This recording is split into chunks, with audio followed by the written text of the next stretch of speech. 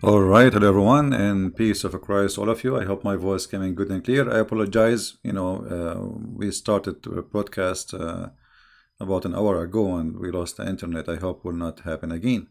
Uh, there's nothing I can do about this one. I mean, it's an internet, the company, the internet drop. Anyway, we continue, and I hope that the Muslims who are listening, they will share with us their ideas and what they think. In front of me, I have a picture of the Kaaba. I mean, this is the Holy Kaaba swimming in the mud of the sewage. And yet the Muslim, they claim that this is the most holy place and the location chosen by Allah. I mean, it's a chosen by Allah. It's in the worst location in the world. So what if it's not chosen by Allah? I mean, imagine you are a person who hire an engineer, and this location is chosen by an engineer, and this engineer, he put your house where the poop and the sewage will cover it, and yet this is a holy place. Actually, the Quran says that the Kaaba is a holy ground, and Christians and Jews and Buddhas and atheists and anyone who don't believe in Allah, they are unclean, they are filthy, dirty, najas. Najas is not just unclean, it means like nothing can clean you. You are really filthy. So, because you are unclean, you cannot enter that holy ground. But poo-poo can cover it. I mean, you cannot, but poo-poo is okay. You see, when the Quran says that those who they are not Muslims are unclean and they are filthy, dirty, and then we find this picture, as you see in the screen, how the Kaaba is flooded and covered by dirt. So, why Allah, the one who is supposedly choose the location, did not stop the flood from covering his Kaaba? Why Allah don't use his fingertips to lift up the ground of the Kaaba? I mean, it's very easy. You see, the Himalaya mountains, they are growing mountains, which mean they are not really fixed. The size of it is growing because the magma in the ground keep pushing up. For sure, it's slowly happening, but the height of the mountain is increasing, not decreasing. So what Allah need to do, just lift up the ground under the Kaaba, and you can do it. And yes, Allah have a fingertips, And the funny, the Mohammedan in their videos trying to refute me, they say Christian Prince, he says Allah, he have a body part. All Muslims agree that that's not true. I mean, look at the idiots. You just go search in YouTube, type Allah hand, type Allah foot, type Allah, and you say all the Muslims agree Allah have nobody. You are the most funny scam ever.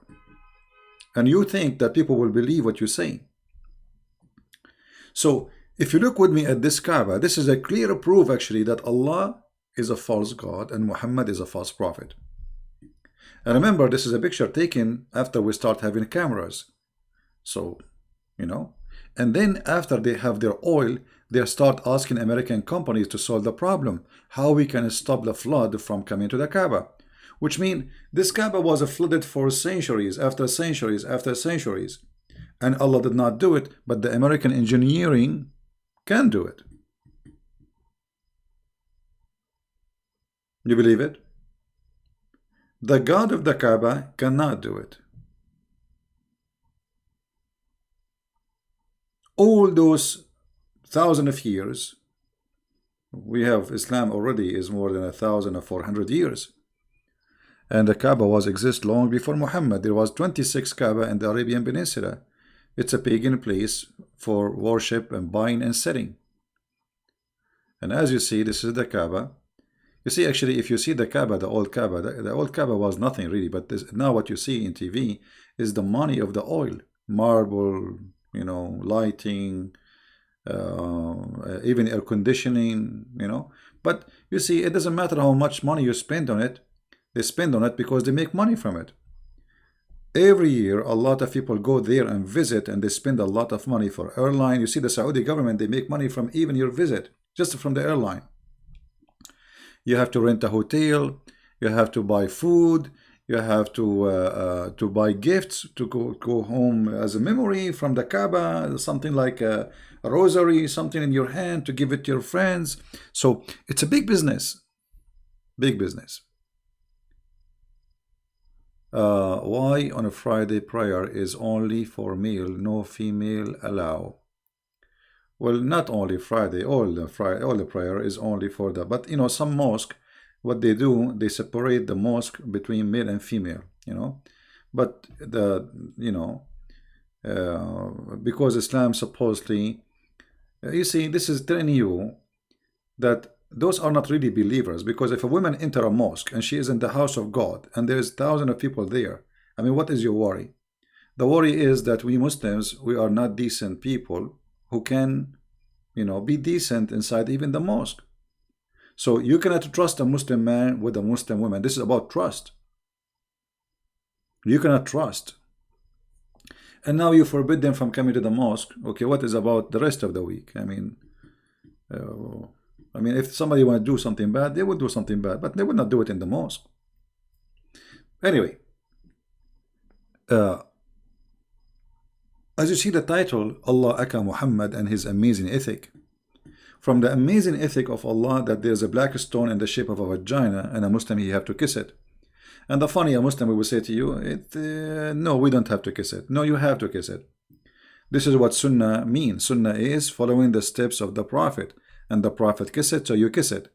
Actually, Umar ibn Khattab, he said, if not Muhammad kissed you, I will not kiss you. I know that you are useless and harmless.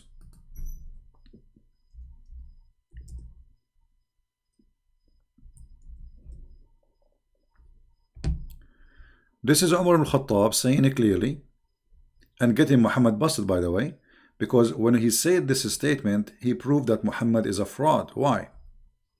Look what Umar he said. Umar came near the black stone and kissed it and said, no doubt, I know that you are a stone and can neither benefit anyone nor harm anyone. Had I not seen Allah apostle kissing you, I would not have kissed you. Do you understand how dangerous this statement is?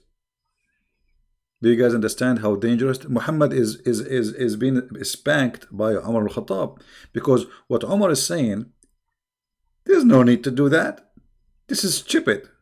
This is literally stupid. You are useless and you are harmless. So why we want to kiss you? But because Muhammad, he kissed you, we are kissing you. And this is not only proving that this stone is a fraud, proving Muhammad is a fraud. Why? Because Muhammad, he said that the stone, the black stone, is the right hand of Allah and is going to witness for Muslims in the judgment day. But look, Umar is saying, you are useless. Did he say useless? Yes, he said that. There's no benefit from you. No benefit and no harm. But Muhammad said something different. If we go in the different hadith, we will find this.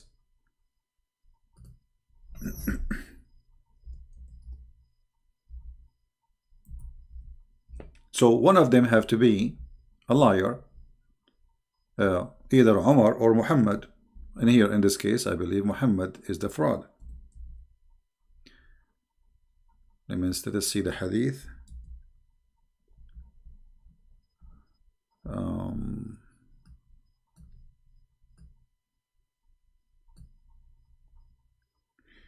Sorry guys, I cannot read your text when I am typing.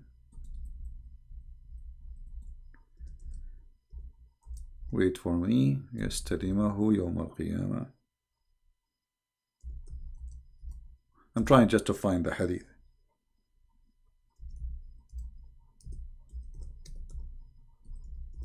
Let us see if we can find it. Here we go.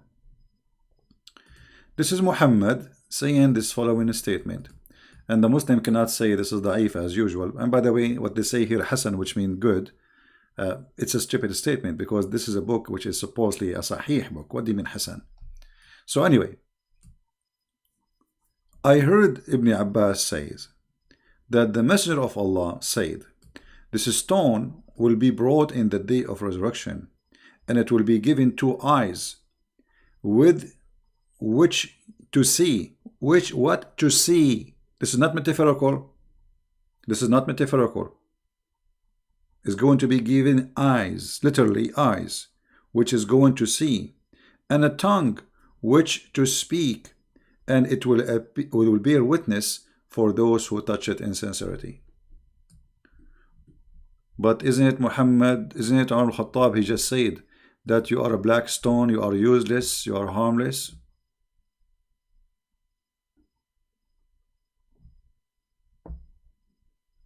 Right? Okay, we'll zoom. I don't know. Let us see if my, okay. I think now you can see it better. See, but Umar, he said that this stone is useless, harmless.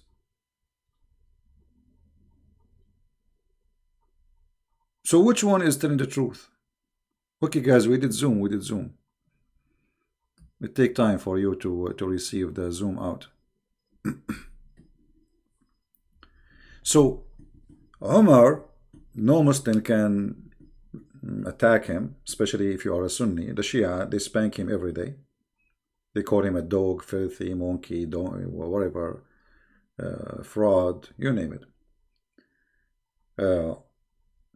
So Umar is saying it clearly that this stone is useless. Muhammad is making a clearly statement saying the stone speak, talk, and see.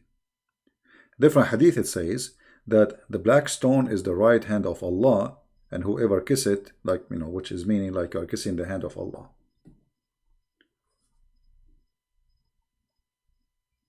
So how this can be ethical, that there is a God, he ordered us to kiss a black stone in the shape of a private part, claiming that this private part is going to witness for us on the day of judgment.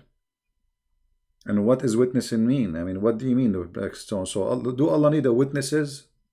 What is that? So this is not metaphorical. This is literally happening. Muslim today, they kiss the black stone, which is nothing but the private black stone, which is for the god of fertility. And by the way, what is left from it is not only, there's no stones there actually. The whole shape you see, if we go right now, let me find the black stone image. There is nothing left really of this stone. What is left there is just little tiny rocks in the size of your fingertip, and they place it inside the wax. Every week they have to do maintenance for it. The funny that they have to do maintenance to the stone of Allah. Allah cannot do maintenance to his stone. Allah could not preserve his stone, you know.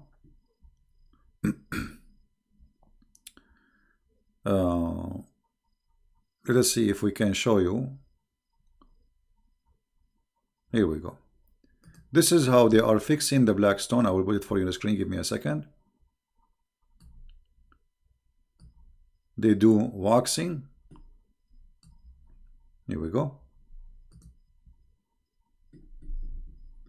They do waxing for the stone, you know. And this waxing supposedly is because the whole stone is wax. There's nothing left. There's only small tiny rocks inside the wax, and this is what is left of the black stone. Actually, there is videos. There's videos in YouTube. You can search it about doing maintenance to the black stone. So look at this. This is a stone is going to witness for you in the judgment day, but the stone itself is not going to exist until judgment day because nothing left of it.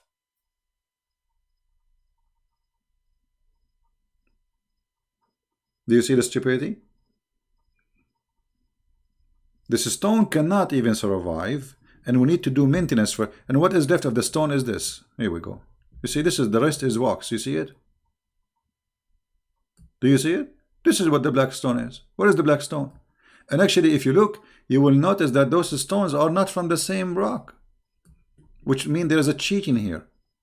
Do you notice that there is some stones that are whiter than the other stones? Where is the black stone?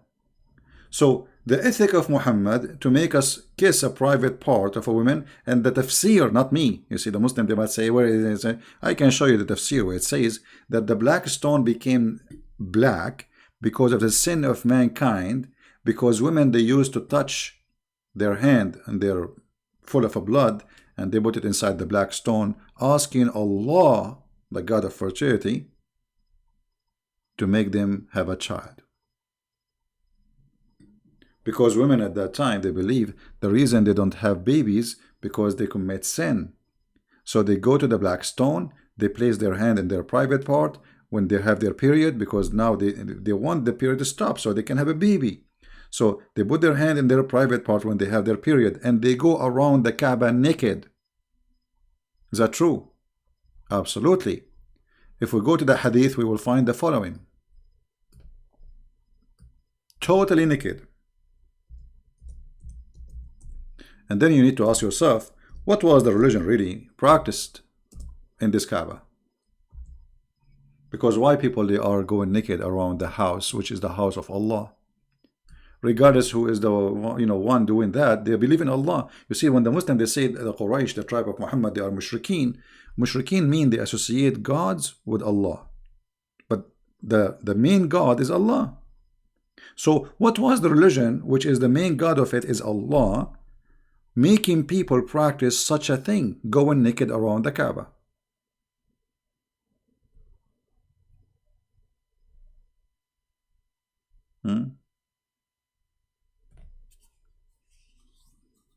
I think my connection is good and there's no problem. No, I think here, the location I am in, when too many people use the same, I mean, it's like a peak time. Today is a Friday evening, and too many people using the internet, and then the speed it drops suddenly. I hope that will not happen again now. So obviously the practice telling you that there is something wrong in this religion. Those who they are doing this nakedness thing, they are believers in Allah. They are not believers in something else. You see, when the Muslims, they say Muhammad was fighting his tribe, still the tribe he is fighting, they believe in Allah. They are not believing in a different God. So what was the religion really, which is believing in Allah, making people going around the Kaaba naked?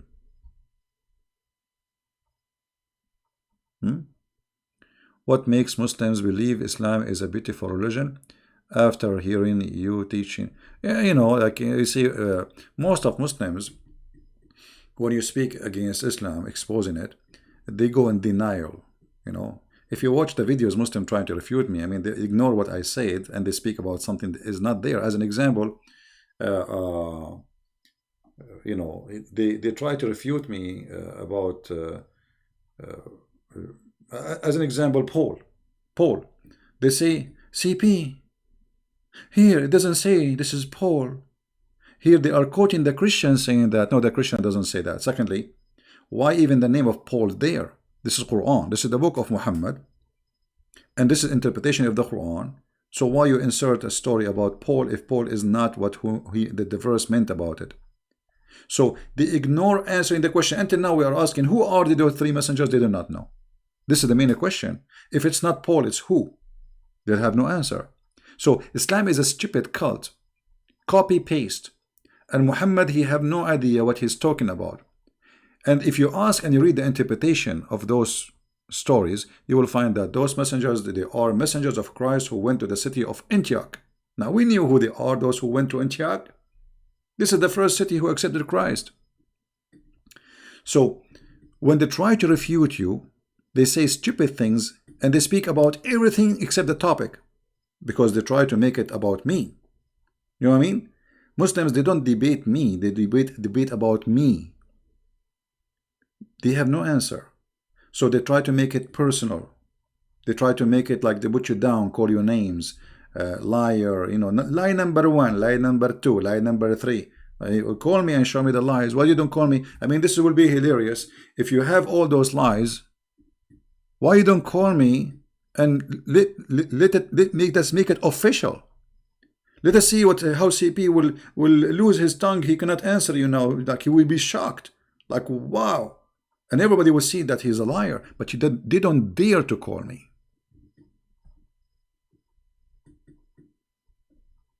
And this is the whole point. And now what we are talking about, they will go and make a video says, CP, Those are not the Muslims going around the Kaaba. My friend, at that time, the Kaaba, you see, when Muhammad supposedly forbid going around the Kaaba naked, the Kaaba is already under his control for a long time. Why he was waiting? Why Allah did not make a verse in the Quran? Look, the Quran have a verses about who Muhammad can sleep with, or verses Muslims don't enter the house of the Prophet without permission. Like what? This is a verse. This is God is talking. Don't enter the house of the Prophet without permission.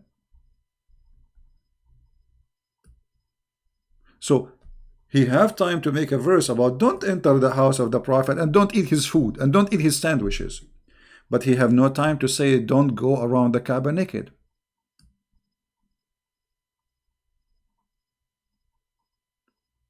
It's not about a brainwash. It's about, most of Muslims, they think this is their identity. So the second you start exposing it, he feel like he is the one is under attack. It's not a religion. They take it in a personal way. They are very naive. And those who defend, they are doing business. They have no answer. They cannot debate us. And, the proof is here is every day.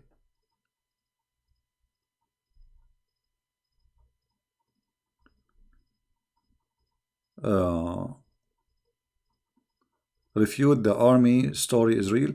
My friend, how an army of elephant is going to pass all the way to Mecca? Just to show you how stupid this story is. I mean, Muhammad is officially an idiot. This guy, he heard legends and yeah. If we go to the verses about the elephant, chapter 105, it's a very small, tiny chapter, very funny. I mean, shouldn't you tell us what happened? I mean, what kind of God is saying to us? The whole chapter is 5 verses. If we count them, they are not even maybe 30 words. Don't you see what Allah He did to the people of the elephant? No, we did not see. Did you? Did Muhammad even see? No. Because supposedly this happened before Muhammad. So how you say didn't you see? I mean, even the statement is stupid. Didn't you see? Who is the one who saw that? Muhammad did not see it himself. Who is the one who saw it? And what happened? No, we did not see. Tell us, please. There's an army and they are coming with the elephant, and Allah He sent the bird carrying stones. Like what?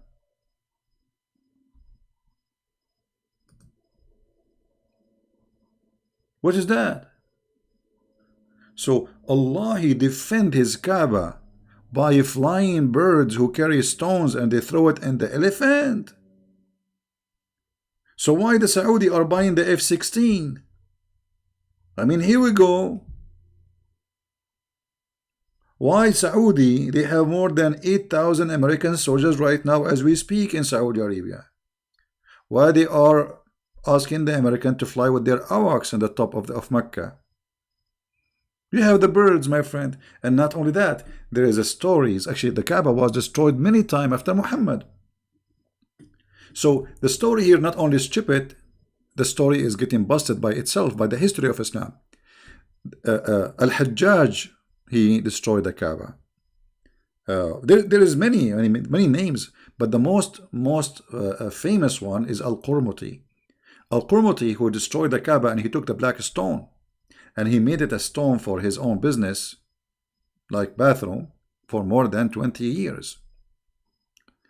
And not only that, Al-Qurmuti, when he destroyed the Kaaba, and the Muslim now, they say to me,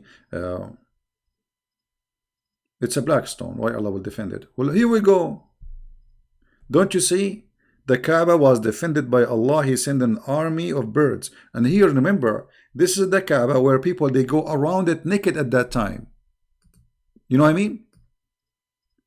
So Allah protect the Kaaba when people go naked around it, but Allah don't protect the Kaaba when people are not going naked. You know what I mean?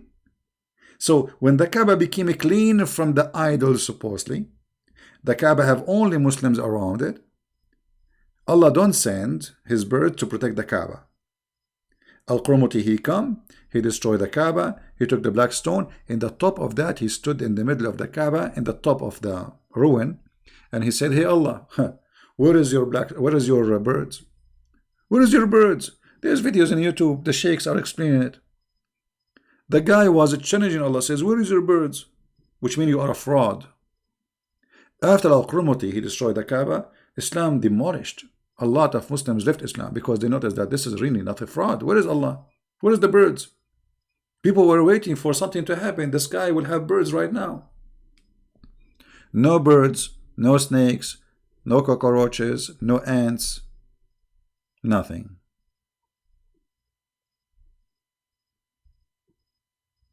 So Muhammad, he bring a fraud. Not only he is a fraud, he bring all of fraud stories and he adopted. Any story heard before him, Muhammad, he take it, he adopt it, and he teach it. Right?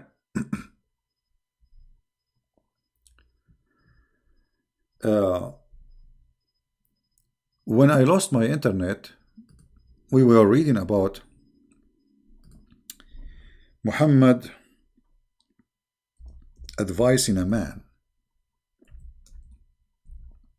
not to marry a woman she is widow or previously married, to marry a child.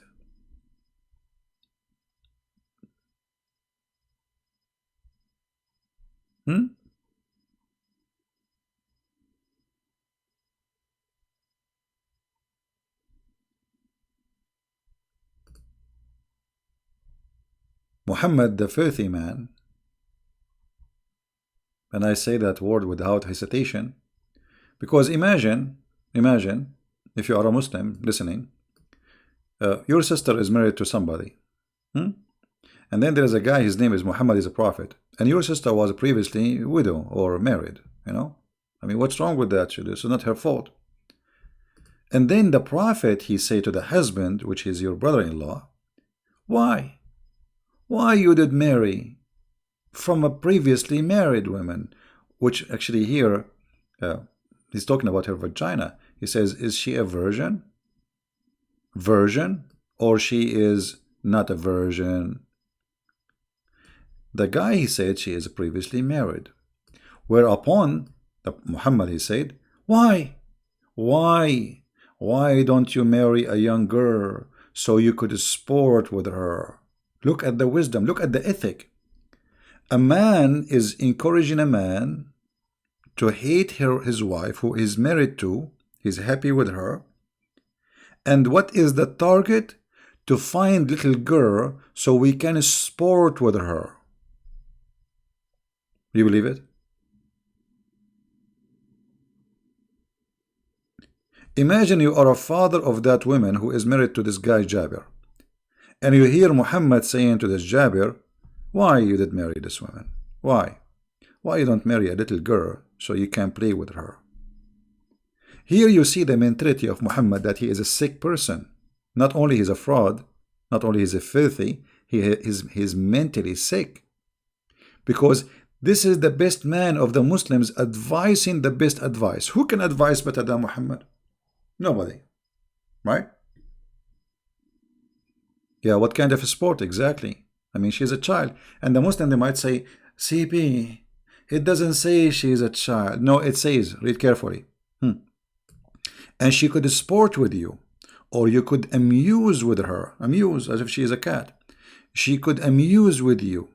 I said, Abdullah died, and he fell martyr in Uhud, which means this man and his family, they're fighting for Muhammad, they die for Muhammad, and left 9 or 7 daughters behind him.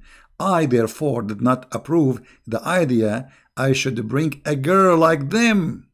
Do you see it? His brother, he died, and this guy now taking care of the family of his brother. And he have 7 or 9 daughters, and they are little girls. I did not approve the idea. Muslims, Muhammad and Abdul, Fifi, Mimi, Juju, Susu. Don't say Christian prince. Christian prince. The hadith doesn't say that. Yeah, it doesn't say that. No, it says that. I therefore did not approve of the idea that I should bring a girl like them. Like them who? The children of his brother. I preferred, continue, but I preferred to bring a woman who should look after them, which means those are little girls who need somebody to take care and look after them. Isn't it clear, guys? I assure you the Muslim, they will make videos. It's CP. It doesn't say that. It doesn't say that. How you can even defend such a man? How even you can follow such a man? Encouraging a growing man to go after children to have sex with them and making him hate his present wife for the purpose of amusing her and amusing you, sporting with her, sporting with you. And what do you mean sport with her? She's a child. What you will do exactly? She will jump on your belly?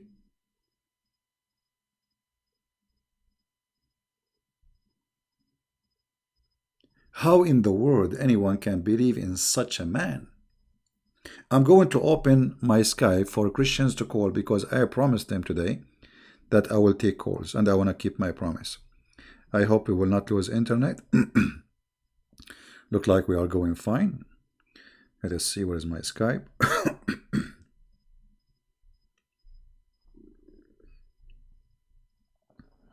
All right. Okay, my Skype is open. If there is any Christian want to call, and let us do it this way. The one who texts me first, I will call you. So don't call right away. All right. Hamidin Hamis. What is that? Muslim? If you are a Muslim, let me know. Text me first, please, and then I will call you based on your text, which means first text, first call. So we don't disturb each other like you call me when I'm talking. Just text says I wanna talk. Can you call me? And I will call you back. Seriously, what we are going to talk about in Skype, Sarah, don't talk, nobody is asking you to call. Seriously. I mean, what's wrong with people? Seriously, what we are going to talk about? You don't have anything to talk, don't call.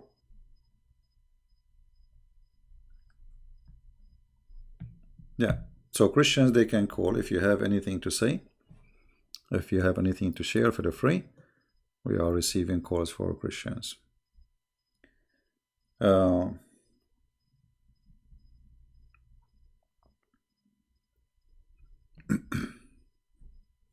Sometimes I read comments and comments are funny. People, they say things without even using their brain. No, not necessarily this topic, but you can talk about this topic. I mean, why we wouldn't want to talk about this topic? Why not? But if you have different topic, no problem. Yeah, we will take Muslims if there's a Muslim wanna talk to us, no problem.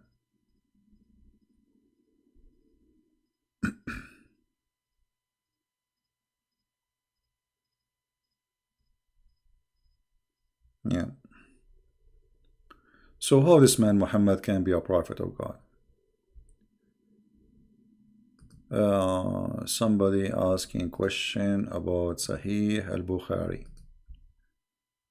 Let us see what is the question. Is it true that Sahih al-Bukhari was written by Imam called Muhammad ibn Ismail ibn Ibrahim ibn Bukhari?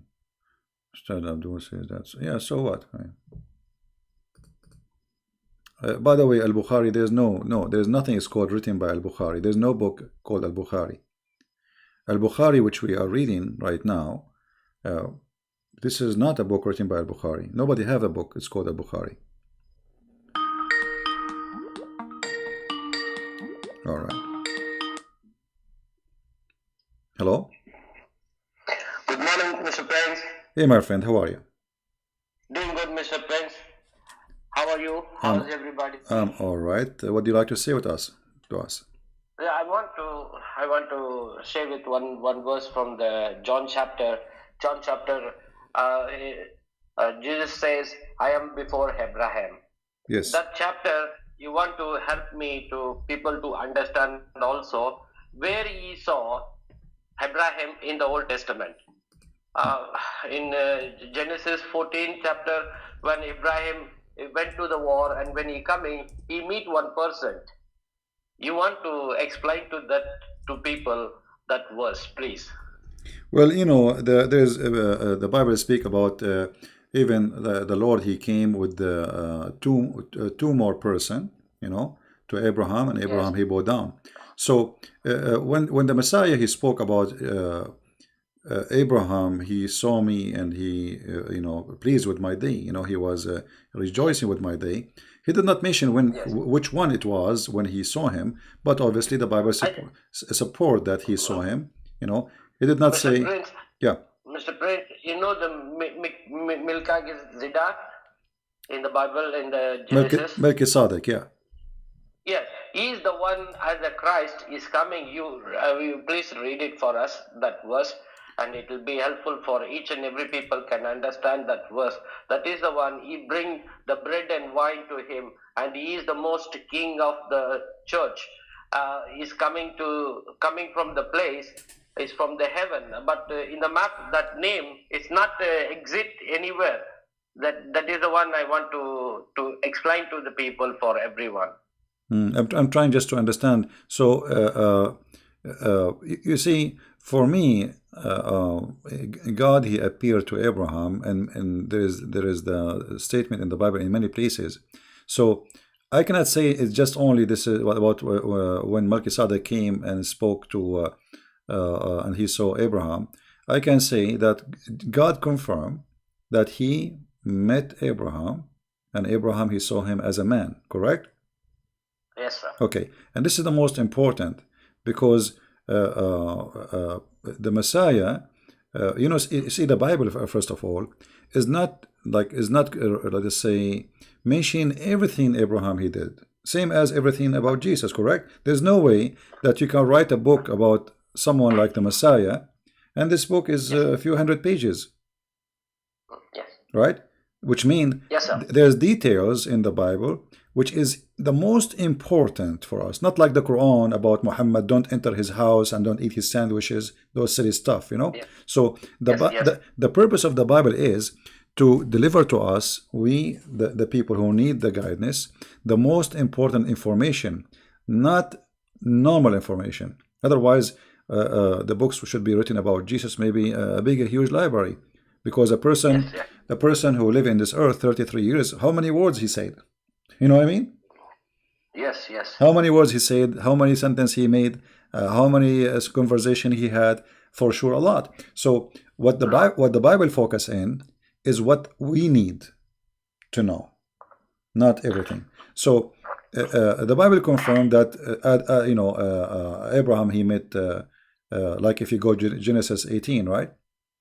And Yes. and even Genesis 14. and Genesis Genesis 17. So anyway, it confirmed that the Messiah he met Abraham, and not only that, Yes. Abraham he saw my day. And the Jews they said to him, "Well, how you say that you met Abraham? You are not even 50 years old." And here you notice that the Muslims and the Jews they have similar, let us say, functioning of understanding the Messiah. So they could not understand that this is the person speaking that he is God. They are looking at a man who is not even 50 years old, but yet he claimed that he saw and Abraham saw him. And then after that, they try to kill him, because simply he is claiming to be God. As simple as that. And the chapter saying that, and yet the Muslim they say, where Jesus says, "I'm God, worship me." I'm a God. Yes. Yeah. So the same chapter is saying it clearly that they want to kill him because he is claiming to be God. Claiming to be God. Yeah, and Jesus did not say, "I'm not claiming to be God," right? like when they said he's claiming to be God, did he say, "I am"? I don't mean that. No, he did not say. He did not say that. And Yes, and yes, then the Messiah he confirmed in like in other places like in Matthew chapter 22. Uh, yes, the Messiah, he said to them, to the Jews, and those are very well versed people, what do you say of yes, yes. Christ? What do you say of Christ? They say he is the son of David, from David. David. So the Messiah, he said to them, well, if he is a son of David, then how David called him God? God. Yes, How David called him my Lord, my God. So the yes, Messiah himself, he said clearly that I am the Lord of Abraham, I am the Lord of David, even though the Bible, by the way, says that Messiah by birth, he is from the seeds of David. But as we knew, that Messiah is not a son of any one seed. He's not a son of any man, he is yes, just a God in flesh, because simply he yes, exists before his birth. But the Messiah here, he confirmed. What do you say about the Messiah? They said he is son of yeah, David. Then he gave them a question which they cannot answer. How yes, then, if he is a son of David, which means he is disagreeing with them, if he is a son of David, then how David call him Lord? Lord, He called him Lord Jehovah. Jehovah. So if he is just from David, that means he is just a man like everybody. Yes, But he yes, is by birth from David, which means because he's born of the Jews, as simple as that.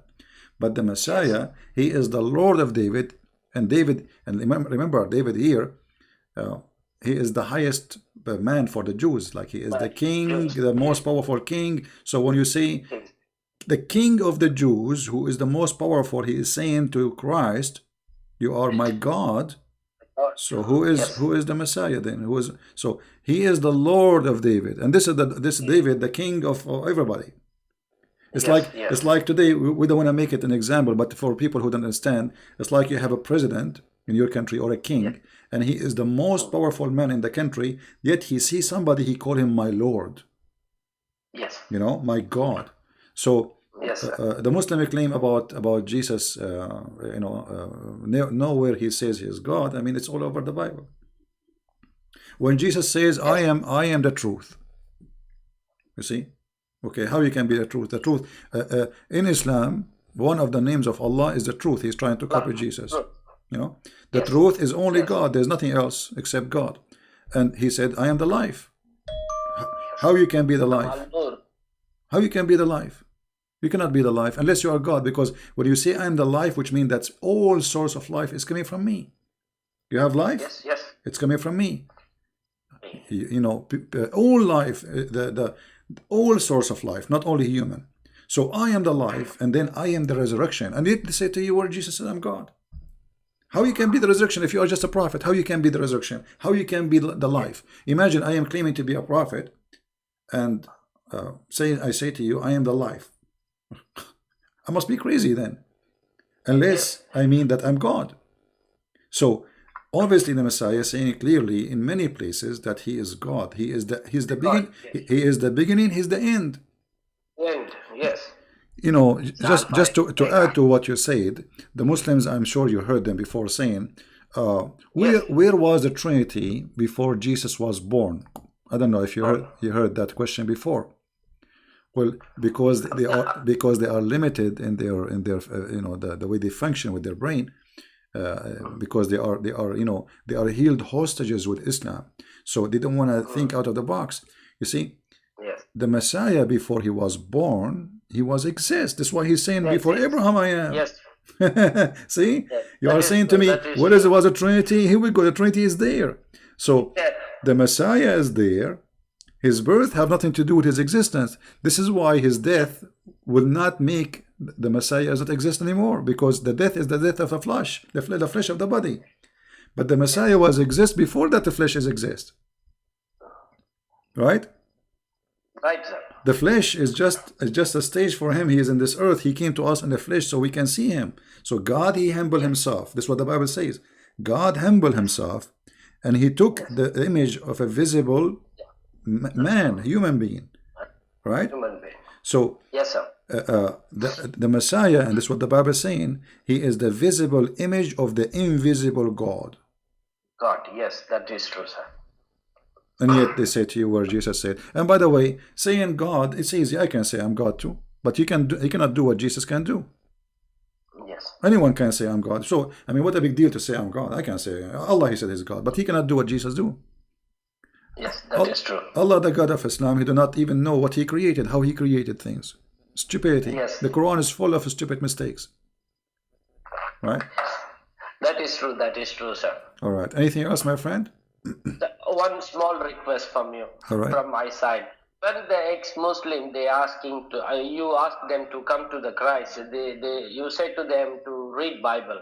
So I want to request it to you, even the people reading New Testament especially, tell them to read in the red letter Bible. It will be more easy for them. The Christ what is speaking, it's all in be the red letters. It will be to be understand them exactly what is who's speaking correctly. So it will be easy. People get confusion who's speaking here, so they don't know exactly what. Well, they're this speaking. is a design so of easy for them okay. to write letters to help them to understand. Yeah, most of people, my friend, they are reading from the internet, you know, because those who leave Islam in my channel. It's available, Princess, in the internet. The red letter Bible, King James Version. Red letter Bible is available. I also have in my phone. Okay. Well, maybe you can post. You can give a link to the admin. She can post it around when we have somebody is calling, and that will be a good idea. Or you can post it in the in the comment later. I will try to do that. I don't know how to do that one, but I will try to. In the comment, you can post later in the comment after you hang up in the comment of the video after we finish, and we will have it. All right. Okay. Okay. Thank you, my friend. Thank you very much, Prince. And one more thing. Christmas time I asked you to pray for me. I was in trouble. I don't have job. I don't have money. I remember. You are the one who you work in Saudi Arabia, right? Okay. Yes. I'm still here. Today morning only when I came for the duty. It's 5 o'clock here. I came to duty. My superior called me and told me, Jason, within 3 days to 4 days you will get your money. What you work for this company. So maybe 2 days or 3 days, I will get my money. Wonderful. And thanks to everybody who will pray for me and pray for me more. The next step, what I'm taking, I want to be exactly a correct path. I want to walk in the correct way to take my family in the right path. So please pray for us. Well, my friend, I want to give you an advice from my heart. I know that people they go to Saudi Arabia to find jobs, and I know that's nothing wrong with that. But living there is not really a good choice. So try to find a job in different area, different territory, where your family can live a normal life as a Christian. Yes. And you can practice your belief as a Christian with the freedom. And, God will provide, my friend. Yes. I mean to that. Thank you. Thank you. Thanks. I will take care, and God bless you all. Take care. And thanks for you opened, I opened it, morning phone. I saw you telling only Christian people can call. I'm very happy to call you. So I jumped it inside. I called you the same time. Weekly one time, if you keep it for the Christianities people to talk to you, I'll be very happy to. So we can talk to you. You cannot answer all your Skype messages. I know yesterday also you are speaking that one to the people. Yeah. So like just one day you keep it for us. It will be very nice to be family together. Sure. The family is most important in the Christ. Christ is say, be as a family. Don't be a separately. We don't like separate people. We want to be as a family. We are a like family. A unit. We are a family. Thank you, my friend. God bless you, and I will try to make it every Friday. You, and give my love to family, mommy and dad. Okay. Take care. Bye bye. God bless you. Thank you, sir. Prince. Bye bye. All right.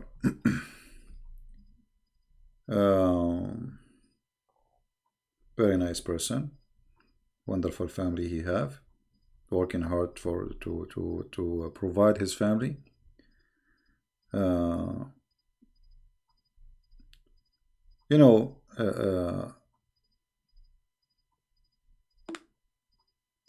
Life is full of stories, and there is many wonderful people. They are trying to work hard to provide their family, and they are born in a, let us say, generally speaking, a poor country,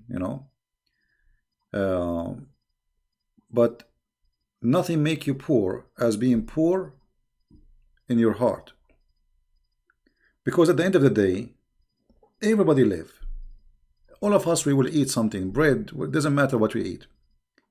There's poor who they are living. I saw poor, really, real poor people. But they are happy, they have nice smile. Me, myself, I don't have it.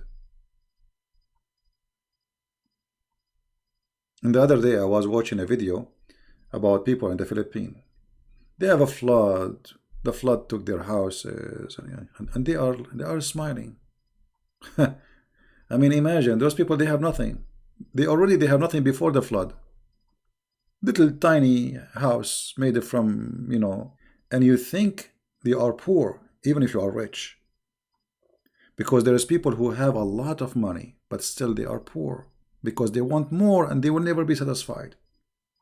So we pray that this brother here, and I hope everybody will pray for me with me, that he will find a good job to provide to his family. He's not asking for much. He's not asking for to be like a rich man. He just want to have a job for his family.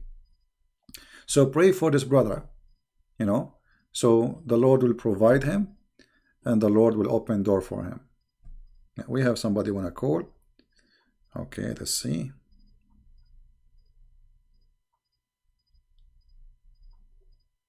We will try to have an open call for everybody, in Friday, for Christians, like today. I think this is a good idea. Every Friday, we open Skype for people to call. Yeah, the one who wanna call me, he can call. Or the one who texts me now, I send him sure. I will send you confirmation. Let me call him. I will call him. Now look like his internet is bad, maybe.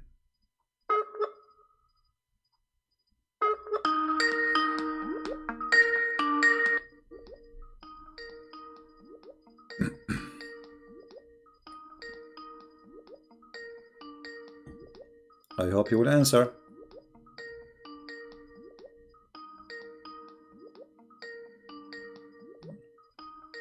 Well, he is not answering. Hello? Hello? Yes, my friend. You are live on air. Hello? Yes, we hear you. You are live on air. Hello? We hear you. Hello? I think you have a bad internet like me. Hello? We hear you, my friend. Go ahead. Yeah. Brother Christian Prince, can you hear me? Yes, I hear you. Go ahead. I hear you. Don't Brother listen. Christian Prince, can you hear me? Don't listen to me from YouTube. Listen to me from Skype. Praise the Lord, brother. Yeah. Thank you, brother. Thank you. Thank you for taking my call. And I'm praying daily for you, for your protection and the wisdom what you share. That's a God's blessing.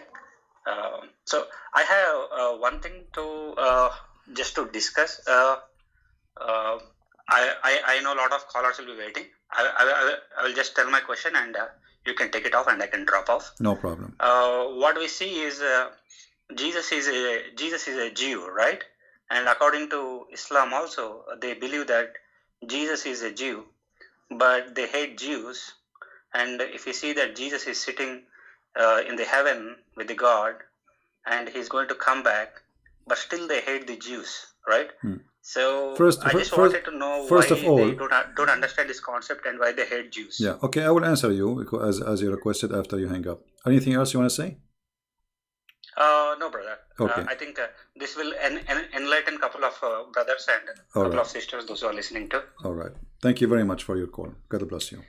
Thank you, brother. God bless you, and God protect you all the time. Thank you. Bye. Yeah, it's a very wrong understanding to think that Jesus is a Jew. He is the Lord of the Jews. He is the King of the Jews. He is the God of the Jews. He is born of a Jewish family, yes, but he is not a Jew. By birth, he is a Jew, but he is the God of the Jews.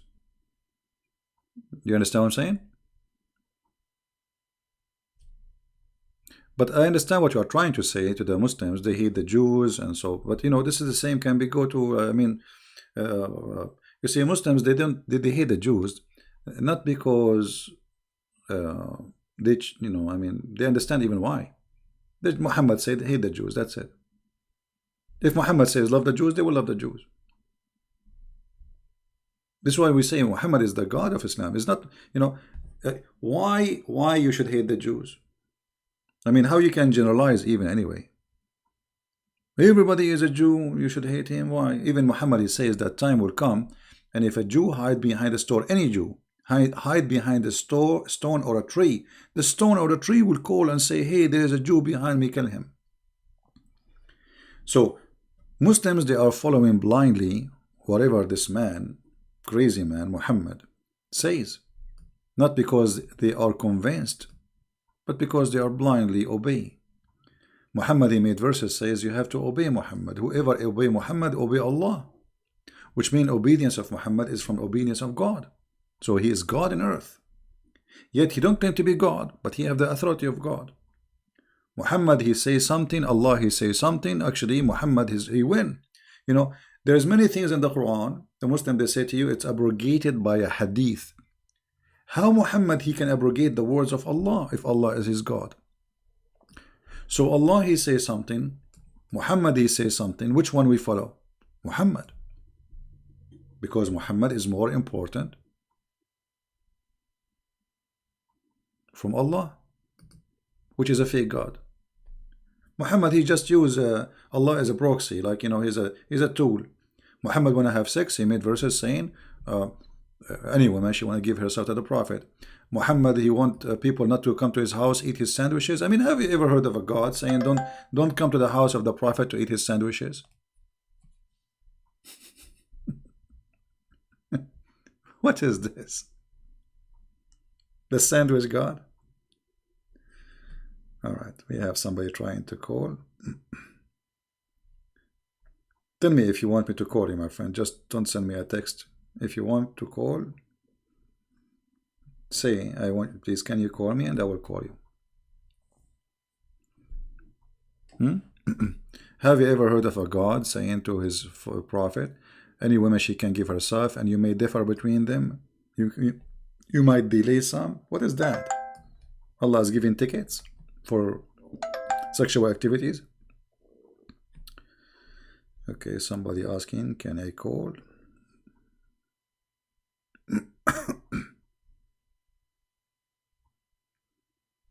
No, Skype is very slow.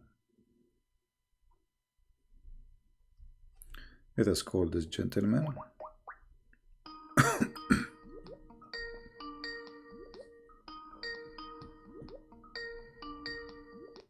Hi, CP. Hello, my friend. You are live on air.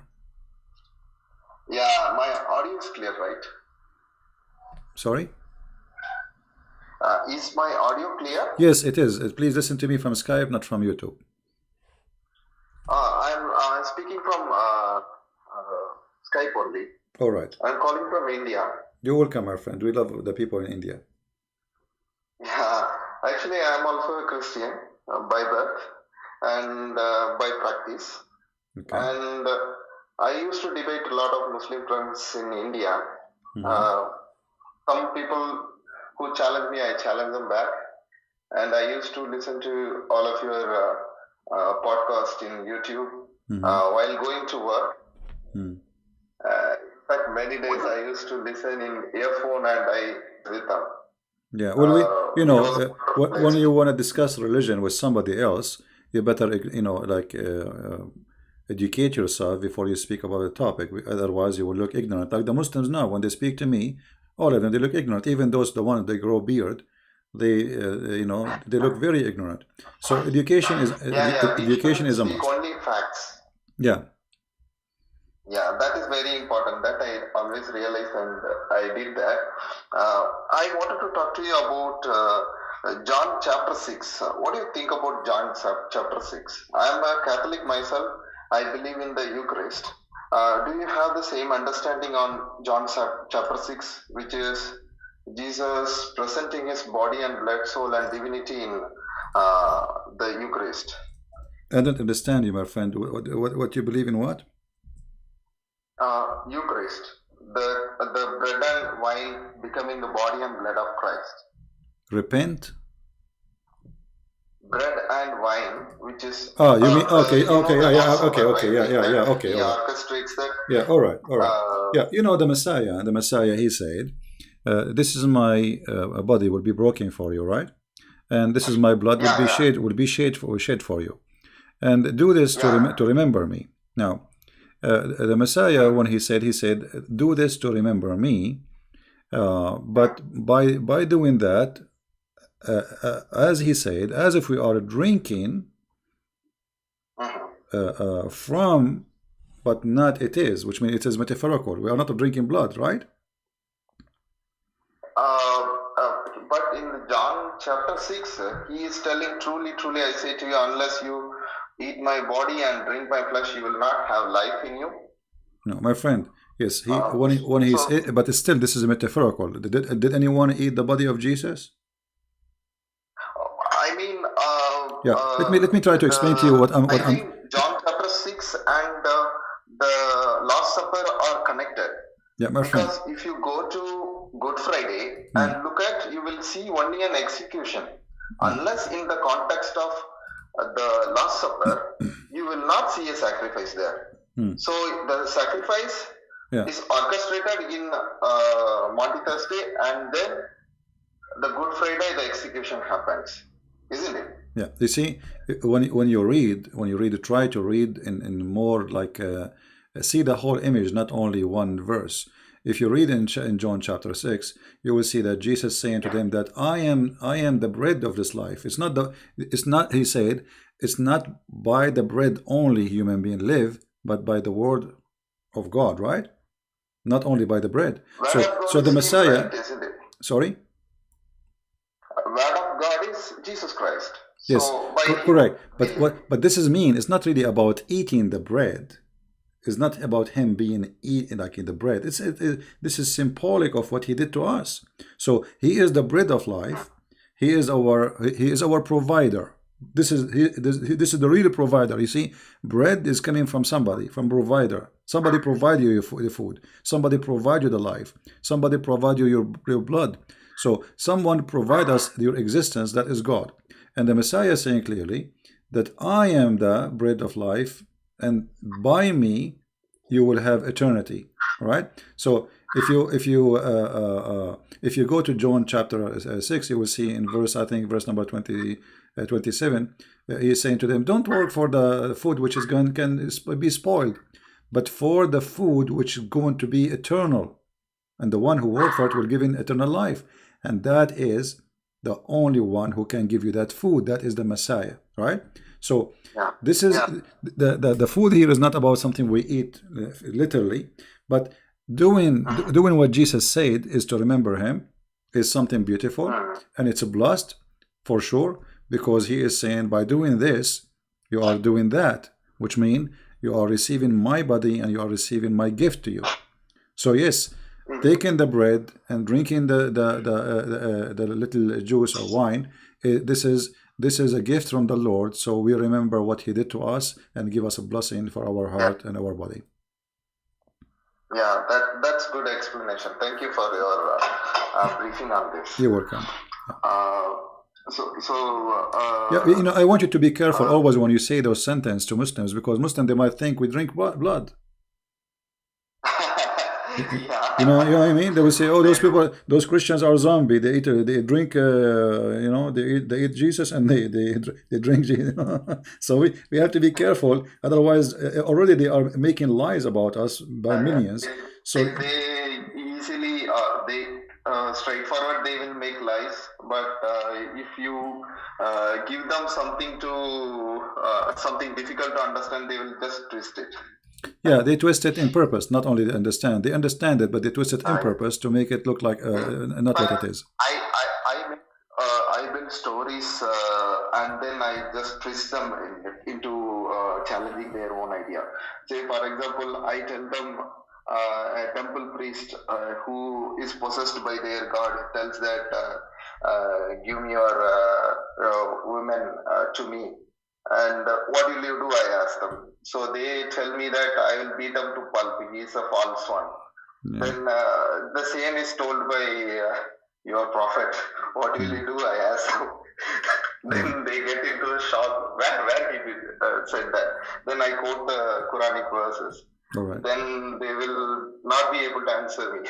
All right. Well, my friend, I want to say thank you for calling us, because there's many people trying to call. I hope you understand.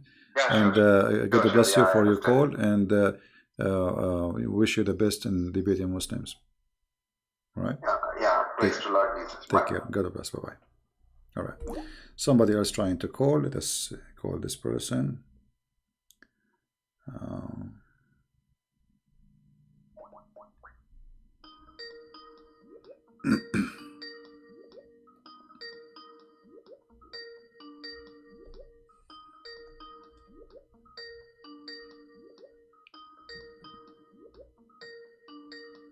He's not answering.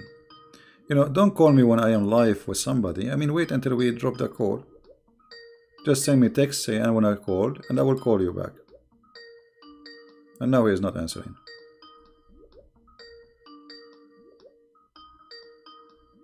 All right. Well, we will go to the second person. Just send me text saying, can you call me? Don't call, because then I would decline your call to me. Can I call with that topic? All right.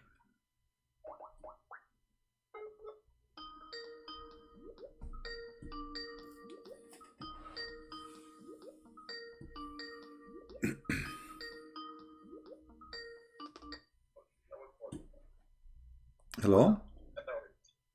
Hello? Yes. You are live on air. Hi. Thank you for calling me back, Siti. You're Can welcome. you hear me? Yes, sure. I will hear you.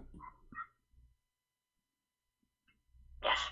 So did you read the text of the topic that I wanted to ask you about? I could not really get a chance to read it. Let us see. Can I talk about what women gets in Jannah, if it's okay? Sure, go ahead. Yeah. So I'm actually working on a video, and then I got, well, basically, there are many verses in the Quran that mention about what the righteous people are going to get in Jannah. Like in the Surah 78, 38, 55. But then, do you think that all these verses only implied for men only? You see? Or Okay. The Quran, the only thing the Quran speak about women they will have in heaven, that they will be in heaven. That's all. Doesn't say really what they will have in heaven. The rest of the description is for Muslims, men. You see, when and we can prove that easy, because the Quran described they will have this, they will have a fruit, they will be reclining in their couches, and with them the hur, right? So yes, obviously he's a woman of equal age. Yeah, right. So obviously he's speaking to who? So the one who is the one who is speaking to? He's speaking to men. Otherwise, that will make them lesbian, because saying to the and your whore with you. So, and he described those whore that they are, you know, they did not have any sex before. So, if you read the whole verses, this is about Allah speaking to men, which is Muhammad, not to anyone else, only men. All right. So those men, what they will have in heaven. The only thing the Quran speak about women they will have, that they will be in heaven, but they will what they will be? They will be sex toys for the men. Yeah, because I received conversation with Muslims, and they said no, these are also part of this, are also for women, because not all those verses mention about women, only one or two. No, we see, we have the hadith. The hadith confirm what is in the Quran. We'll explain it. Muhammad himself is explaining. So, was Muhammad lying about what he said? Then this will be a problem for the Muslims. So when Muhammad he said that he will have at least 72 women, and some of them they are wives from the earth, and the rest are from the virgins, which Allah will provide in the heaven. So obviously the promise is that the man will have many, the women she will be one of the many. Right? One of the many. Yeah, one of the many, and she herself, she is a gift for the man. He is not a gift for the women. She will be, you see, in chapter 55, verse number 72, it says that those are going to be even jailed inside their tent, which means they cannot see anyone else. Just for the man. They will be jailed. They will be restrained in their tents. If you go to chapter 55, verse number 72, that those women, they are jailed. They cannot see any other man except the man who will sleep with them. So what kind of reward is given to the women is being jailed in a cage so the rooster can come? You know, so this is a rooster chicken religion. There's one rooster and many chickens. This is the mentality of the heaven of Muhammad. Yeah, this is the fact. One rooster, because if you have two roosters in one place, they will fight, right? They will kill each other. Yes. So one rooster and many female chickens, and this is the heaven of Islam. As simple as that. Ah, great. So they promise the women in Islam to be a chicken, one of many chickens who will be given to a rooster. You know, in heaven he will have high walls. Why high walls? Because those people, they are Arab, they are very, you know, private. They don't want anyone to see. Yeah, you will have high walls, and nobody can see behind those walls. So you see. This is why it says here, "Hurun maqsuratun fil khiyam." So what it's Amazing. yeah. So the best description is a rooster chicken religion. You know. Yeah. So when I talk to Muslims, and then I came across with this one verse, if you can pull out also from your screen, Surah 33, verse 35. And then the funny with this verse is the tafsir, actually, from Ibn Kathir. 33, verse 35. 35, okay. 33, verse 35. Yeah, about don't enter the house of the prophet. Wait, I'm going to see that. You're talking about chapter 33, right? Chapter 33, verse number 53. Yeah. Yeah. This is about don't enter the house of the prophet, and don't don't ask, don't eat his food. 35 is for this is the part, I think, the only part in the Quran that mention what women will get in Jannah. No, this verse here. I think you are quoting wrong number. This verse here is about don't enter the house of the prophet and don't eat his sandwiches, which is very silly. Oh, you are saying 35? 33, verse 35. 35. Yes, I thought you were saying 50. It's my fault. Sorry. Okay, 35. Okay. Yeah. There's a verse saying just they will go in heaven. That's it. Doesn't say what they will do there. But the women in heaven, they will be just chickens. I mean, what is the reward for the women? What exactly? Challenge any Muslim. What is the woman she will be doing in the heaven exactly? What she will be doing there? She will be, excuse my language, sex toy for the rooster who Allah promised him many of them.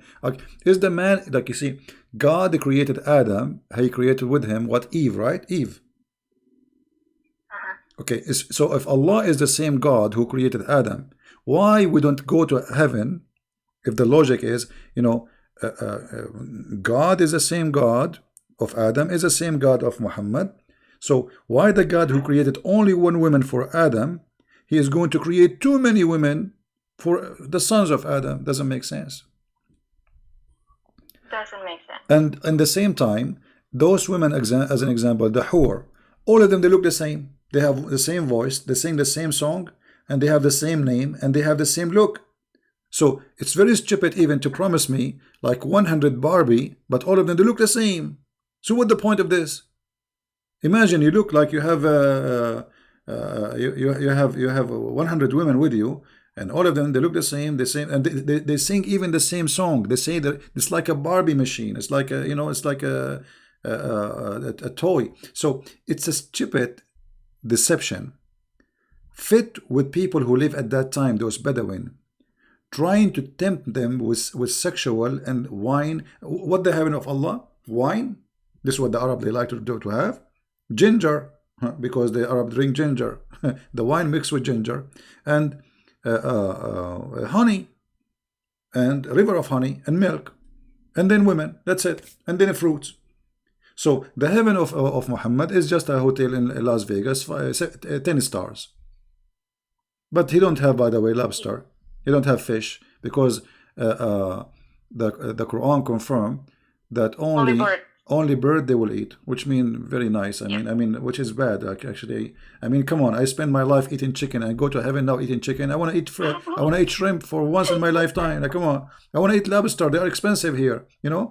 I want to. I want to eat. I want to eat. I want to eat salmon fish. I mean, I go to heaven and now I can only will eat chicken. Yeah, all right. Yeah. All right. Anything else? But the funny with this, but the funny with this verse was actually in the tafsir. Yeah. I pulled out the tafsir from Ibn Kathir. If you cannot put it in your screen, maybe I can just read the sentence. Yeah. It says here the reason for revelation. And I quote, Imam Ahmad recorded that Salama, the wife of the Prophet, said, I said to the Prophet, why is it that we are not mentioned in the Quran as men are? And then one day, without realizing it, he was calling from the mimbar, and I was combing my hair, so I tied back my hair, and I went to my chamber in my house, and I started listening out, and he was saying from the mimbar this chapter. So basically, the reason for this revelation of this ayah is that because Muhammad just got complaint from one of his wives. Right. Always those things happen because Muhammad is simply, he makes things up to fit with what's happening around him. So somebody complain, a woman, she complain. But remember, Muhammad, he made in different hadith, he said that the majority of women, they will be in hellfire. Remember that hadith where he said they are half a brain? Okay, so those who will go to heaven is those who they are only obedience to their husbands and totally obedience, and they are literally chickens, which means you have no say, nothing to say, and that will make you go to heaven. Otherwise, the majority of women, they will go to hell, and the hadith confirmed that. So Muhammad, he asked them to give him money, donation, so then Allah will forgive to them, so they might go to heaven, which means Muhammad not only is confirming that he's a fraud, but he claiming that if you give little, some earring, they start giving him earring and rings, by giving some gold to Muhammad, then Allah will take you to heaven, even if you are a bad woman. Yeah, because what he said, women give it charity to who? To Muhammad. He want their money. And because I saw most of you going to hell, okay, if women by giving charity they will go to heaven, that means they are still bad, but by giving the money to Muhammad they will go to heaven. What kind of heaven this heaven is? You see, he is not saying change the way you live, change the way you are, give it charity. And then they start giving him their earring and their rings, and that supposedly will make them to go to heaven. O women folk, you should give a charity and ask much forgiveness, for I saw in your block amongst the door of the hell. So they are the major people of hell are women. But the fact is not true, because this is totally contradiction with the Quran. If Muhammad, he promised every man many women in the heaven, regardless of the number, that means the number of women, they will be way more than men.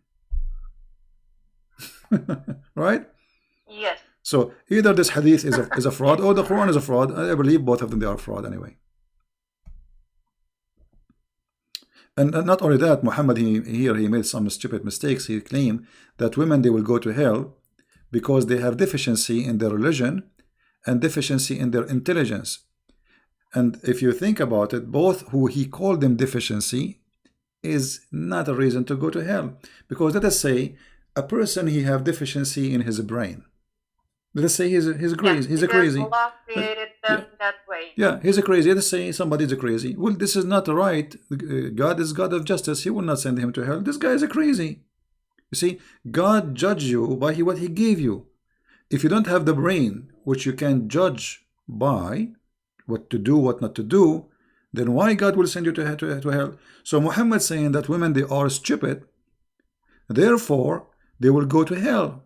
But this is stupid of him to say, because if a woman, she is stupid, she is the maid of Allah, and that means Allah should go to hell, not the woman, because she is maid of the maker. Look, and what they ask him, what our deficiency in her intellect and religion?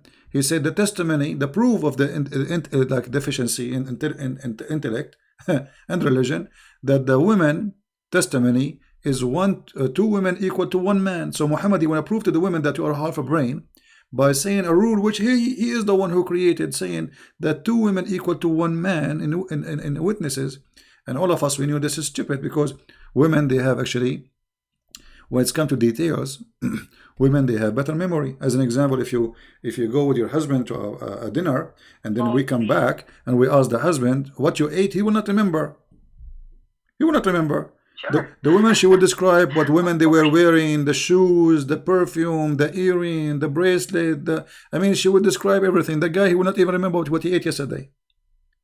So here Muhammad proved again that he's a false man.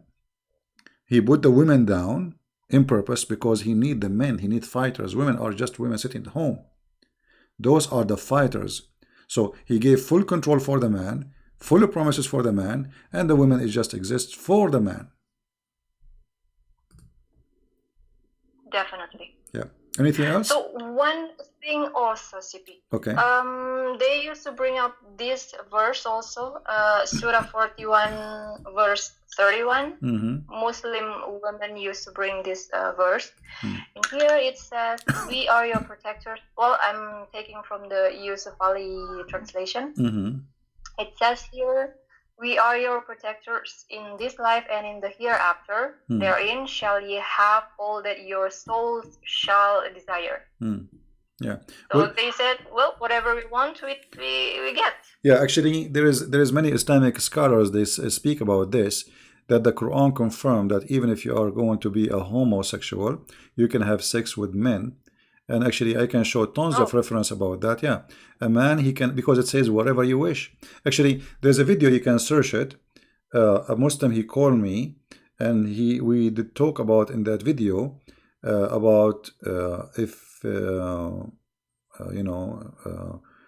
having sex with his mother, because in Islam they say, many scholars, that you can have sex with your mother and your daughter. Some they say no, it's not allowed, but the Quran says whatever you wish. So if you can search for that video, and then he said to me clearly, so what's wrong with that? Search it, you will find it. I think it's called I don't know, Paradise something, Christian Prince. You have to put it, the Muslim, he was calling me and he was defending, he was angry, and he's saying to me, what's wrong with that? What's wrong with you? Actually, I will try to find it and play it right now. After you finish, I will try to find the video. Yeah, of course. And let us see, Christian Prince. For me, it's very hard to find my videos because you type my name, you find endless number. You need to remember the name of the video. Heaven, maybe debate. Let's see.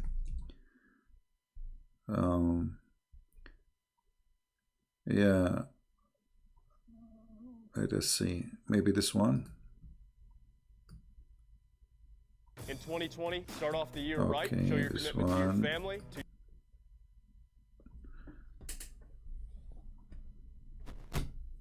I will put it in the other speakers so everybody, including you, can hear. Okay. Yeah, actually, after you hang up, I will play it. Anything else you want to say? That's it. All right. Thank you very much for calling, and God bless. Take care. Bye. God bless. Yeah. Yeah. So I think I got the. Oh no, this is not the. Maybe this is not the one we want, but let us see.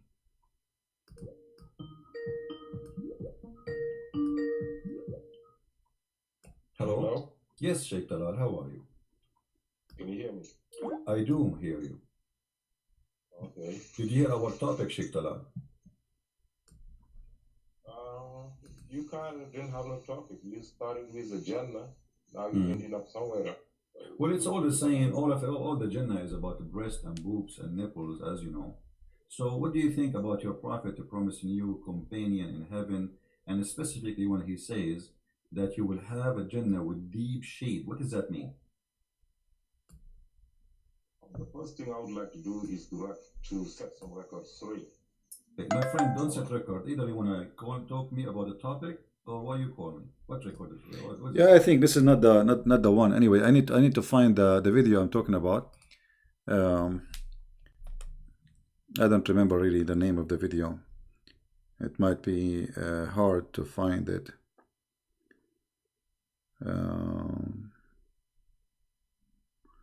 Okay, we have this person trying to call. Okay. Don't just text me, says hello, I am Christian. Tell me, you want me to call you? Or just you are saying hello? Don't say hello, please. Don't say I would like to add you to Skype. Just call you know, tell me I want to call me.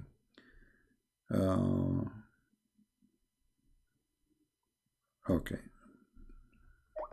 Here we go.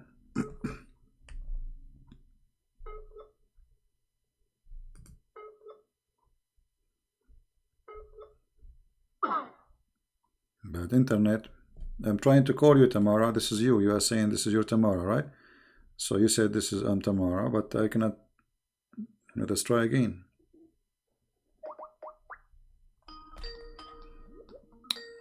All right.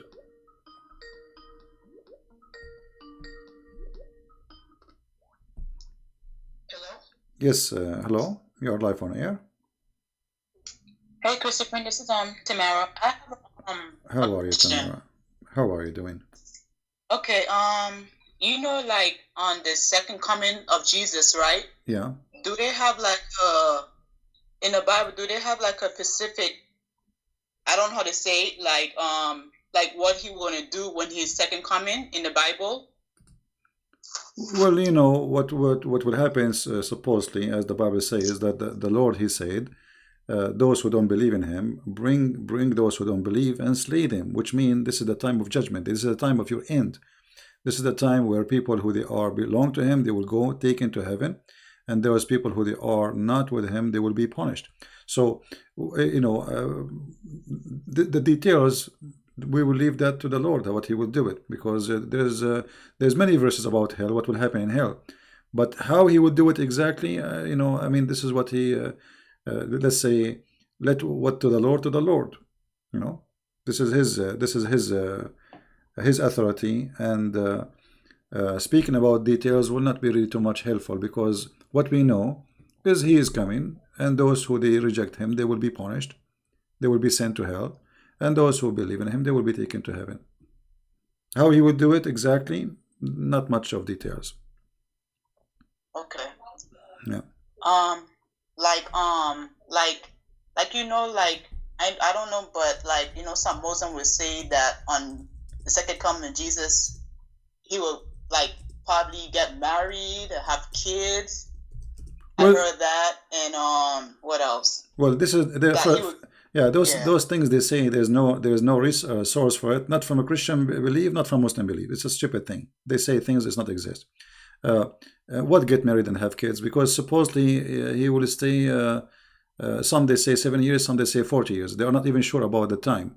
And the question should be for the Muslims: why Jesus will come back? Why not Muhammad? Exactly. You know what? Why this? Okay, if you are watching a movie, Tamara, and who is the one who lived to the end of the movie? The hero, right? Yeah. The rest are just cumbers, like you know, like numbers. The guy who opened the door, the driver, the police. Nobody even know their names, right? Yeah. But there's one person who survived the whole movie, and he is the hero who will accomplish the mission. So if the question will be, if Muhammad is the best of the prophet and he is the final prophet, so why the Messiah, he is the final one to come, right? And why he is the one who will accomplish the mission? Because it's not Muhammad who will accomplish justice, it's not Muhammad who will finish everything, it is Jesus the Messiah. So while Muhammad at that time will be in the grave, remember, at that moment when the Messiah come, Muhammad will be in the grave. The Messiah will be ruling the earth, and Muhammad, he said in the hadith, he will come as a hakaman muqsitan, which means just judge. And remember that a man, he cannot be judge and just in the same time, because no man can be just, right? Okay. So the Messiah not only will come back, but the Messiah will come and he will rule the earth, and he will be judge and just, and that confirm that he is God. Okay. Otherwise, no man How, in order for me to be just with you, I have to know the unseen, correct? Which means like when they go to court, the judge by what he knew, the evidence people provide, but maybe the evidence are fabricated. You bring witnesses, and maybe the witnesses are a bunch of liars, but still the judge, even if he's a good judge, he will judge only by what he know, and what he know is the proof you provide. So the Messiah, he will be judge and he will be justice. How he can do that? That is not something given to a man. No man can be justice in any way, in any means. Okay. And even if you know what happened, how you can be judged? Because now what is the punishment? Who's going to decide the punishment? You know what I mean? But let us say I did something wrong to you, and now and we know exactly what I did. Maybe I stole your money, maybe I took your wallet, maybe I whatever.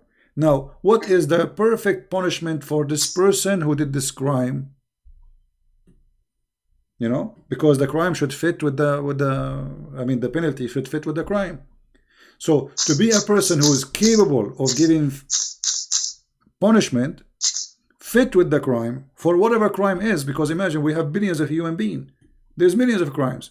So which one is the fit penalty for the fit crime? The only one who can do that is the Messiah. Yeah. Yeah. Anything else, Tamara? That'd be all. You answered all my questions. Yeah. Well, the Muslims obviously they are confused about who is the Messiah, and the question even why he is called the Messiah they do not know. what the Messiah mean they don't know. Imagine one of the Islamic tafsir says that the Messiah was called Messiah because he have a flat feet. Flat feet. I mean, how stupid this religion is, how far it can go with this stupidity it's beyond imagination. Yeah. Okay, Tamara. Thank you very much for calling. We will take another person. You're welcome. Take care. Okay. Bye-bye. Bye. Yeah, the Messiah is a judge and ruler. Let me see, I'm trying to find the hadith, so to put it in the screen, hold on.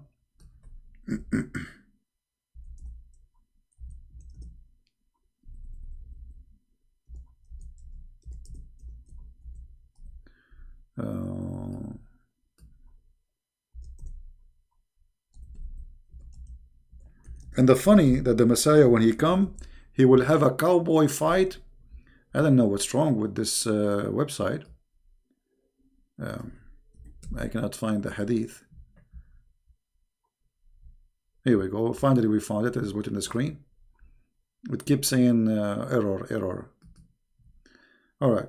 So the Messiah, he will come, and Muhammad, he swear, he took an oath, saying that the Messiah will come and he will do, he will be just judge, as you see in the screen. This is not my statement.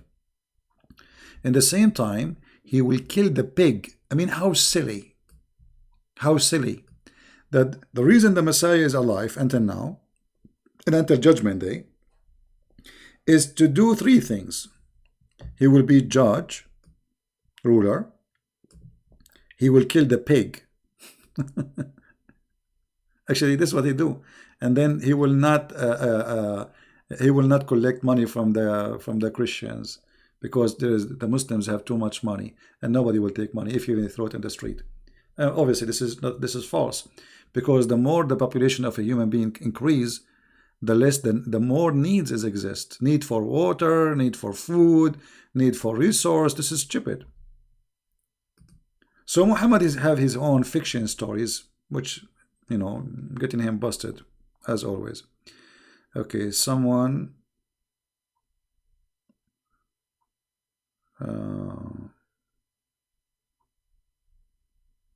this is my question. Somebody have a question, but he didn't want to call. Quran says Allah does not begot in chapter 112 verse. Okay. It calls someone something... yeah. Well, the word begot is not really what the Quran is saying. it says Allah did not give birth. Did not say he is not born, or let's say he is not born of something, and he did not give birth. So the Muslims, when they translate, it's kind of funny translation.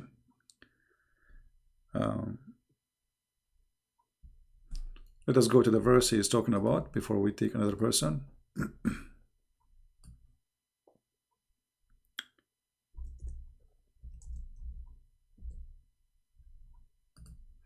One of the Muslims, he was making video to refute me supposedly. He said Allah is Samad, that means he have no physical body. That is stupid of you. Samad is coming from the word masmuda, which means collection. There's like a little container, have a hole in it, and kids, they put their coins in it. This is called masmuda. So Allah is Samad, Allah is the collector. He is a collector. Those idiots, they don't even know what it's mean. So look, they say Allah is the eternal absolute. The word Samad have nothing to do with eternal, have nothing to do with absolute. قُلْ هُوَ اللَّهُ أَحَدٌ, say he is one of, which means Allah is a collector of the gods, and he is one of the gods. So he is the one who unify gods. That's why it says ahad, not wahid. Let us see, someone else is texting.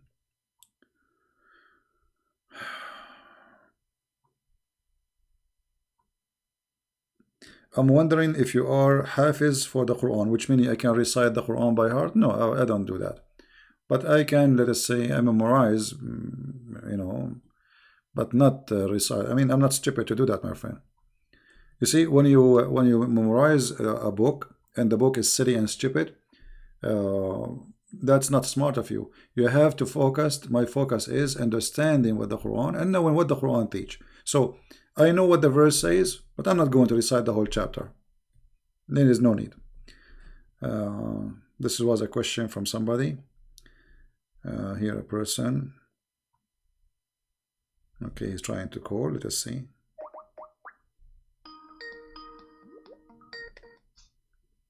Hello? Hello? Hang on, I just got to turn it down. Can you turn... How are you today? I'm fine, my friend. Can you turn YouTube, please, down? Yeah, I'll just turn it off here. All right. I just wanted to say thank you for everything you've done. You're really clever at how you promote how to unfold what is in the book and to present it to people so they know the true understanding of it. Well, there's no need to thank me. I'm doing my duty. I mean, isn't it our duty to share the truth? Well, that's, because it makes, because where I'm from, where I grew up, they've always got people calling everyone Islamophobic, and it doesn't give the truth of what it is, and they just misguide themselves and walk around it, and it sort of doesn't help society go forward. Yeah, well, Islam is a collection of stories. Islam is not really a religion. Islam is a collection of religions. Many beliefs, like you don't even know what Muhammad is. Is he a Hindu? Is he a Buddha?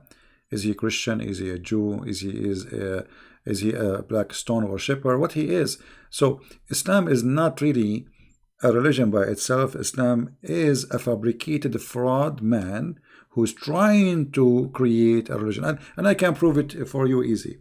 Let us say you are a prophet. Should your God teach you what is right, what's wrong, or not? He should, right? Of course. Okay. Of course he should. Okay. Of course he should. So when Muhammad, he started fasting.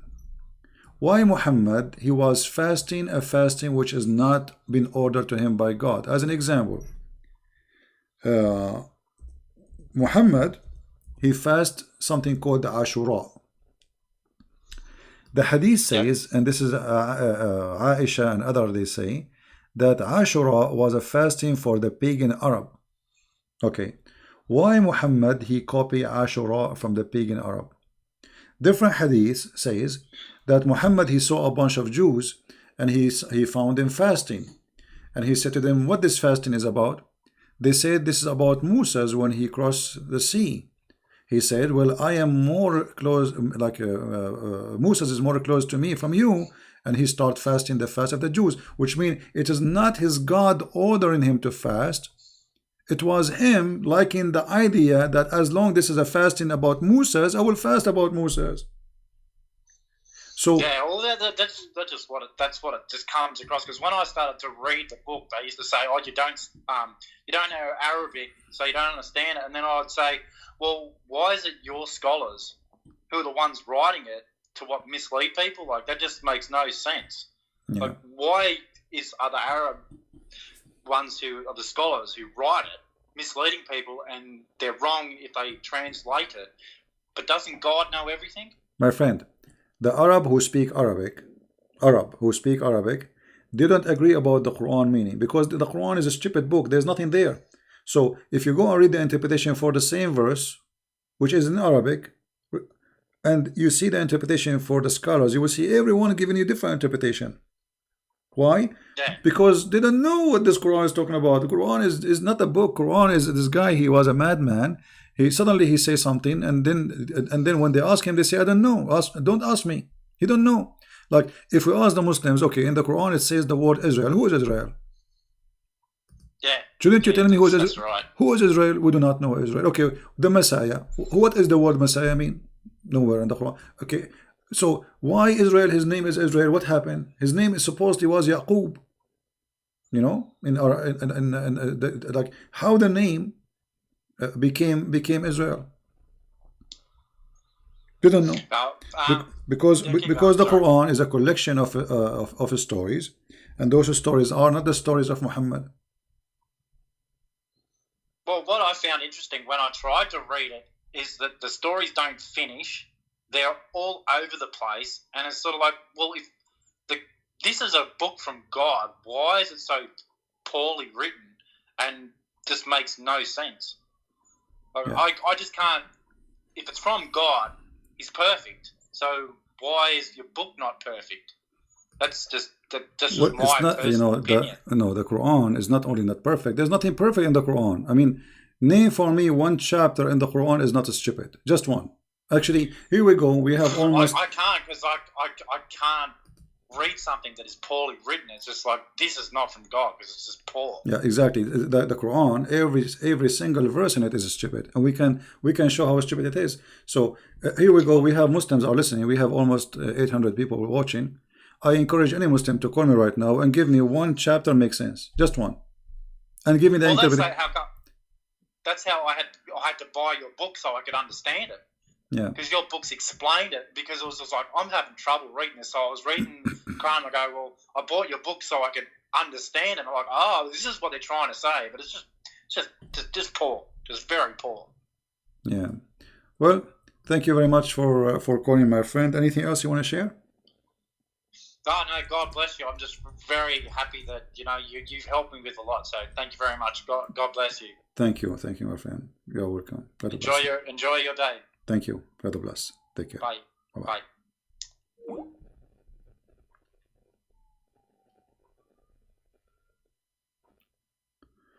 Bye. The Muslims are very confused about everything. Like we mentioned Israel. Who was Israel? Every one of them, he give you different ideas. You believe it or not? They don't know. They have no idea.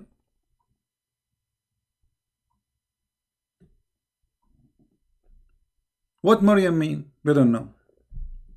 Why she's called Maryam? They don't know. What Abraham mean? They don't know. What Moses mean? They don't know. Why Jibril? His name is Jibril. What Jibril mean? They don't know. Why? Because Islam is a theft. How you can understand a religion if you can't understand even the names and why they are mentioned? Ishmael, what Ishmael mean? They don't know. Because all those names are stolen stories. When you read the Bible, you will find out easy that this is not even a name.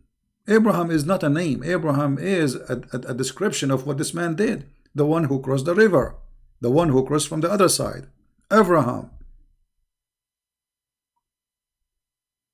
Every name is a story. There's no names. This is why Muhammad, when he speak about the Pharaoh, he think Pharaoh is the name of the guy. To the point he says, Al Fir'aun. The word Al in Arabic mean like the last name. The last name of this man is etc. So your name is Johnson, Alu Johnson. You know, your last name is Johnson, Alu Johnson. So you will see the Quran is speaking about Alu Ibrahim. Look here. فَقَدْ أَتَيْنَا آلَ إِبْرَاهِيمَ. Okay, what Ala mean? Translation, chapter 4, verse number 54. Okay. The people of Abraham. Who is the people of Abraham? How you say Alu Ibrahim? This is false translation. Alu Ibrahim is the family of Ibrahim, not just the people. Okay. Now Alu Fir'aun. Okay, who is Fir'aun? This guy, his name is Fir'aun? Which Fir'aun? There's many Fir'aun. Alu Fir'aun. Change the translation or translator. Let us see. Just for fun.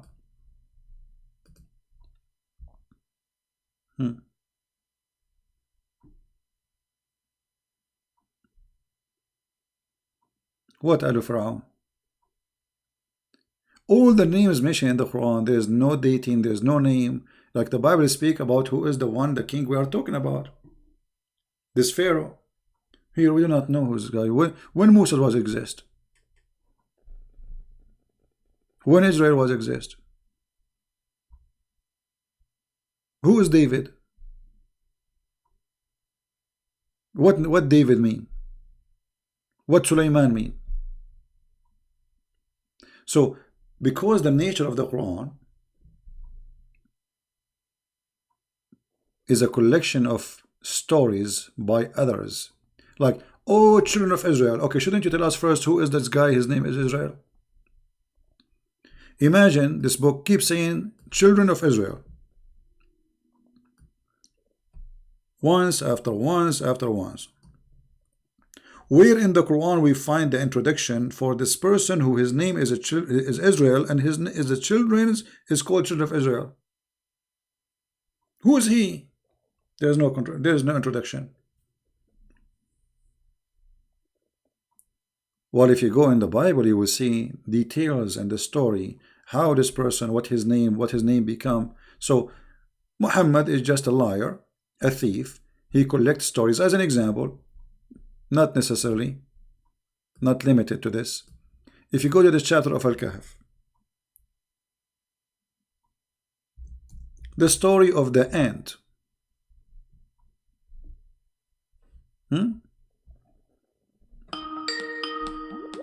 We have somebody trying to call. Okay.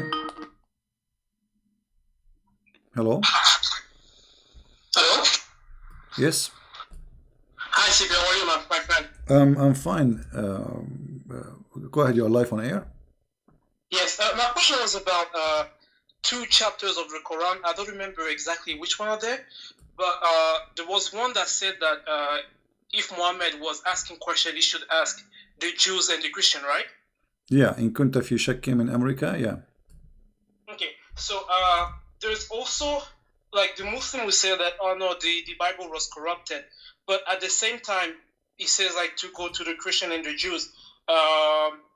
Is there any way in the Quran that says that the Bible was corrupted? Is like an invention for the Muslims? No, you see, the Quran says, وَالَّذِينَ يُحَرِّفُونَ الْكَلِمَ عَنْ مَوَاضِعِهِ, which means those, if you go and read the interpretation, this is supposedly about a Jew who put his finger in the top of a verse in the Bible so they will not be able to read it.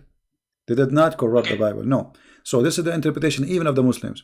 So there is nowhere in the Quran says that they are changing the Bible.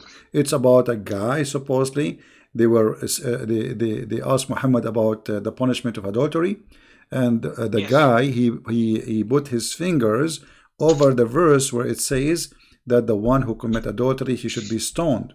This is what is the Quran speak of, you know.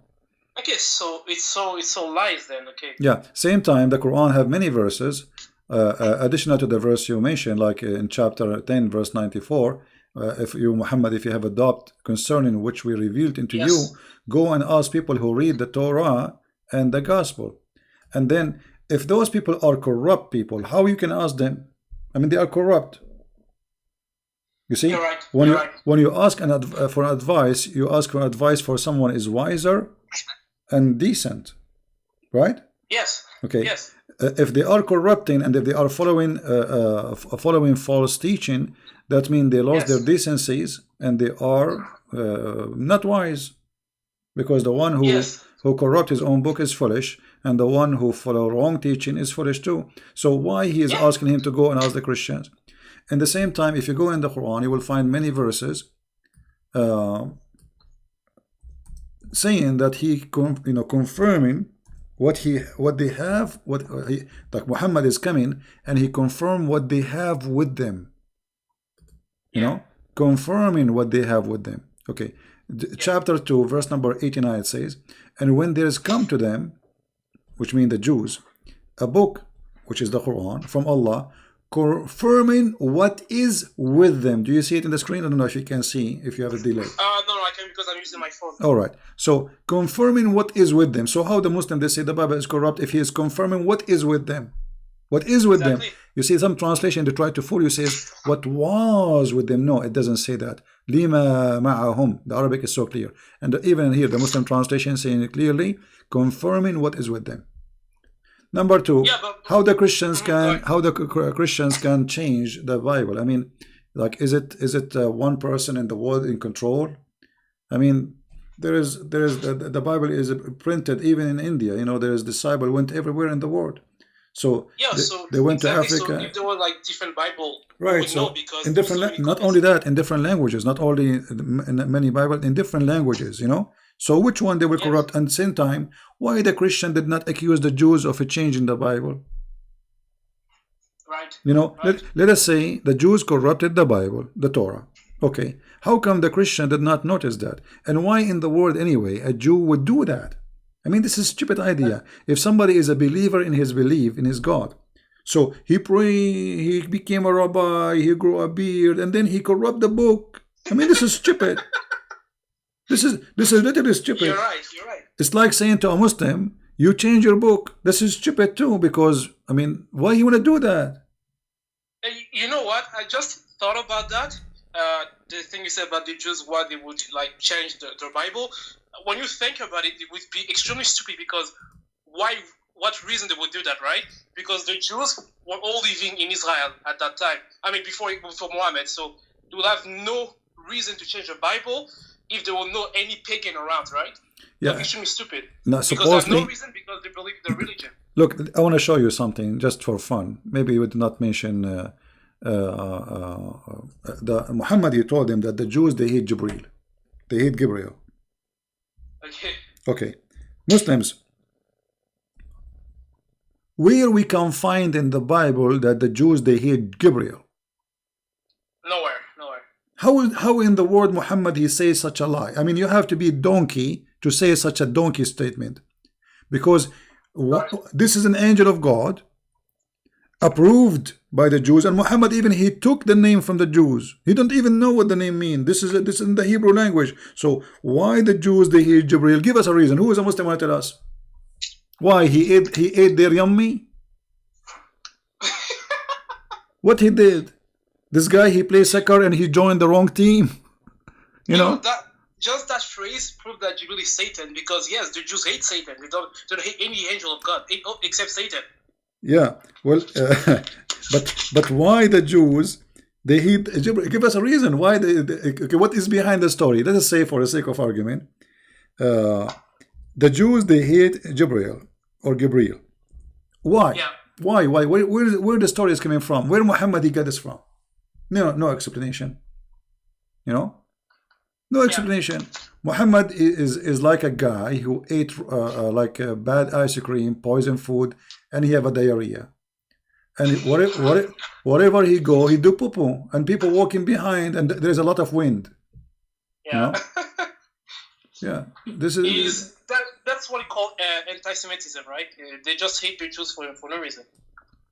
Well, you know, even if you give a reason, you have to give, like, the Jews, they hate Gabriel, but why? Why Gabriel exactly? What he did? So then, and here you should ask yourself, why the Muslim did not ask Muhammad? Why? If we go in the hadith, look, let me show you. Let me say, find the hadith for that. Here, and this is Sahih al-Bukhari. Yes. It says, a guy, he came to him and he asked him 3 questions, and supposedly nobody knows him except a prophet. And the story is hilarious, because the guy who told Muhammad nobody knows the story except a prophet, he himself, he knew the answer, which means he's a prophet. He's a prophet too. You know what I mean? Like, if you imagine, you come to me, you call me, you say, CP, I will ask you 3 questions and nobody knows the answer for them except a prophet. All right? And then I give you the answers and you say you are right. You know, this is true. That's mean you know the answer too. Yeah, you're right, because how do you know that? That's mean you are a prophet. I mean, the stupid of donkeys. And look here, it says. So they ask him, what is the first meal? Like, what is the first portent of the hour? What is the, look how serious the question. What is the first meal in the judgment day? And then in the paradise, sorry. And what makes the baby look like the father? And here they give him the answer. And look what Muhammad said. The prophet said, just now, Jibreel has informed me about that. Abdullah, he said, Jibreel. The prophet said, yes. Abdullah said, he is among the angels, is the enemy of the Jews. Muslims, why the Jews, they hate this Jibreel? And then Muhammad, he gave us his intelligence, and he said, what resembled the baby? He said, if the man have discharged first, read with me, and if the man discharge proceed of the women, then the child resembled the father. And this is who told him that? Jibreel. This is why if I get married, I will never have discharge first. I don't want my son to look like me. That's disgusting. You know? You know, every time I read the hadith and sometimes the Quran, I have the feeling like Muhammad was trying to make fun of the Muslims, or I don't know, it's so silly that no one can see that kind of stuff and, you know, have a straight face. It's impossible. You must be like making fun of me if you're saying that to myself, right? Well, because there's so many stupid stuff in the Quran and the hadith, so it's so amazing. Yeah. Well, you know, we laugh and the Muslims have no answers. And the funny, the Muslim, they say we refute him. Refute me, here we go. Yeah, Mimi Hijab. Yeah, Mimi Fufu. All right, my friend. Anything else you want to say? No, I have a nice one, my friend. All right, thank you. Thank you very much, and God bless you. You too. Bye-bye. Yeah, actually, it's good to hear from, you know, wonderful Christians, you know, to hear their opinion and what they like to say and to share with us. I have a question about why Christ come for the Jews while they already do all been told by God in the Torah. I'm not sure what you mean. While they already do all been told by God. Well, you see, being a Jew does not mean you are saved. See, the Jews, they first of all, they are the only one who worship the true God. So it's very normal for the Messiah, who the Jews are waiting for him anyway. They are promised. They've been taught about him. So he will come and he will be of the Jews. So he come to the Jews for many reasons. Number one, those are the people who choose him, which means they choose to worship the true God.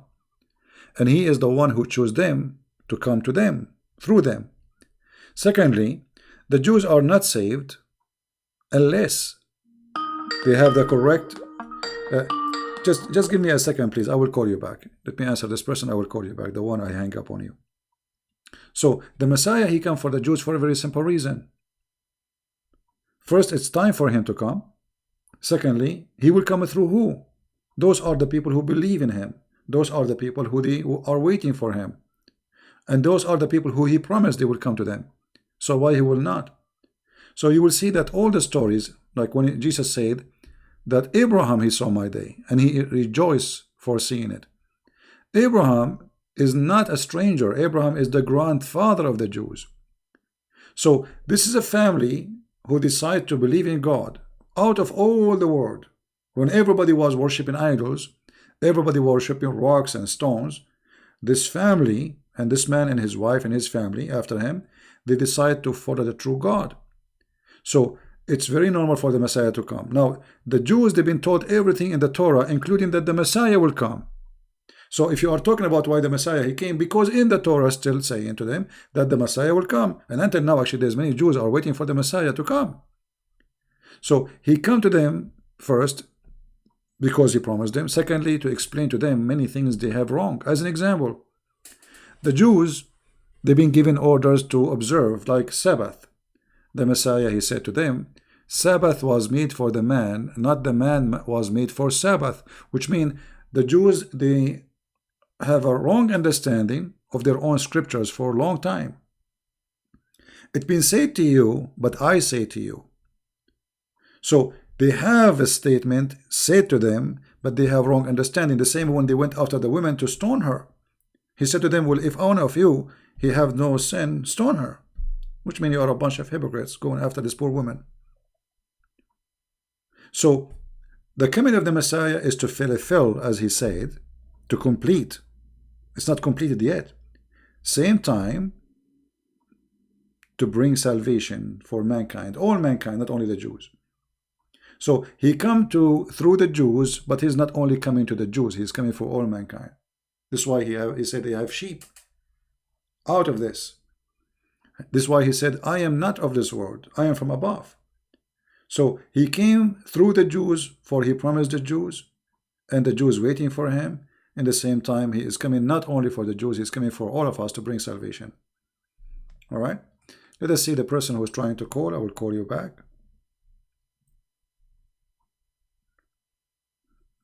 Okay.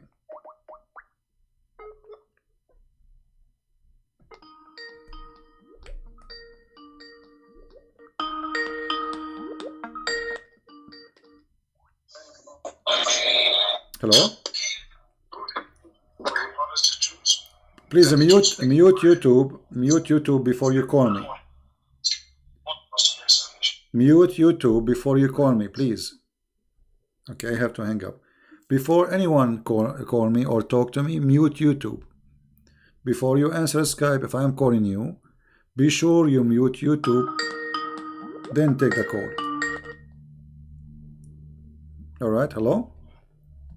Hello, Christian, please. Yes, my friend, go ahead. You are live on air. Yes, hi. It's me again. It's me, Sundar from Nepal. Hey, my friend, how are you? Nepal, that's wonderful. How is Nepal going? How's life there?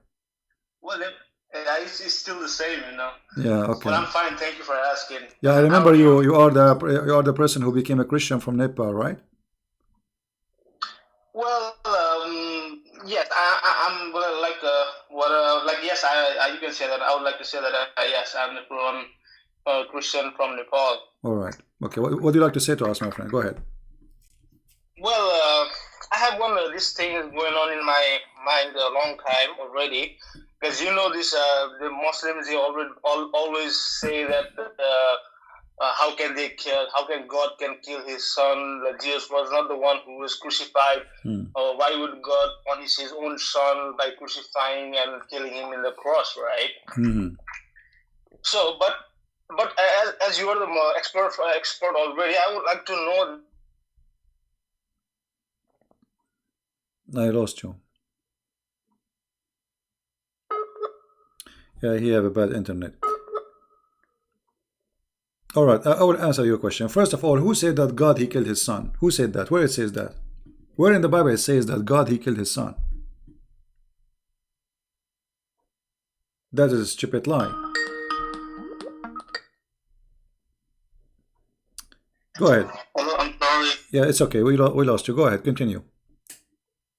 Yeah, and my point is, like, do they believe that Jesus was whipped and he was hit and he was scolded by the Jews and he was put the throne was kept on his head and he was brutally beaten by the soldiers and even the people, and he was like he carried the crosses all the way to the Golgotha Calvary, And do they all these Muslims they believe this one, or they just want to stick with that Jesus was not crucified? The Muhammadan, they believe that the Messiah never been crucified. All those stories does not exist for them.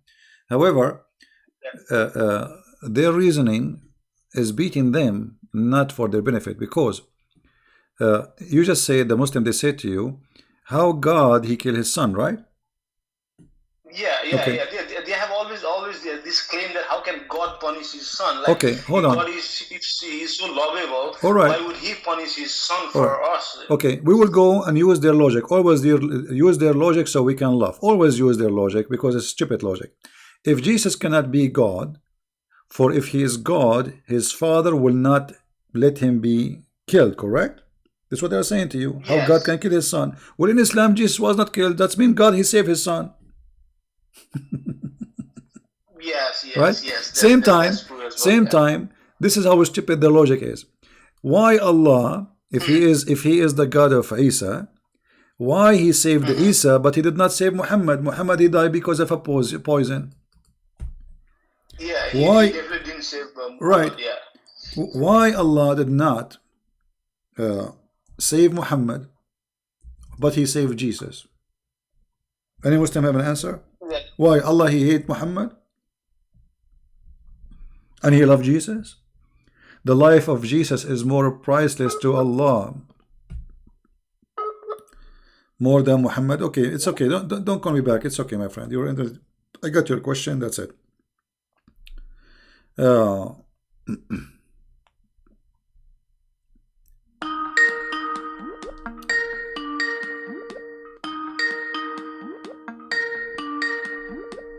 I don't even see the caller. I don't know where. The Skype is funny. Where is the caller? He didn't appear for me in the screen. I see somebody is calling, but I don't. No, don't call me, Sandra, my friend. I got your question. No problem. No need to call back. So, if Jesus cannot, if their logic, if Jesus is the Son of God, there is no way his father will kill him. Okay, I will go with your logic. Well, that's mean Jesus Son of God in Islam. This is number one. Proving that you are stupid in the way you think. Secondly, where in the Bible it says that God he killed his son? That's stupid of you. Jesus said, nobody can take myself, but I lay down myself by willingly. Only me, I lay down myself. And God knowing about what the Jews will do doesn't mean that God he killed Jesus, the Father and the Son. No, the Messiah, he knew even what they would do. He knew who was going to give him up. My friend, there is no need to call him again. That's it. I'm going to exit actually Skype because we have enough for today. Otherwise, this is endless. I apologize.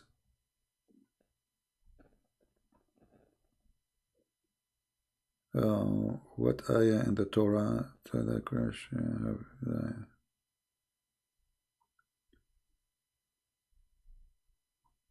Okay, Jew thought that the Messiah will come. Yeah, will the you see, the Messiah he quote there's many. You can go right now search in Google, Prophet Google, peace upon him, prophecies in the Old Testament about the Messiah. You will find endless. But one of them, which is Messiah, he quote for the Jews. He said, "What do you say about Christ?" They said he is the son of David. He said, if he is a son of David, then why he call him God? And about the Messiah, he will, die. Where in the Torah it says the Messiah he will not die? Nowhere. You see, when somebody give you a question, and the question is like to make it, let us say, mission impossible. Can you show me where in the Torah it says he will die or not die? What they are talking about? So the Muslim is excuse only. I'm not going to believe whatever you say just because Muhammad he said he wasn't killed. But if you go in the Quran, you will find the Quran confirming the crucifixion of Jesus. How we can prove that? Read carefully with me.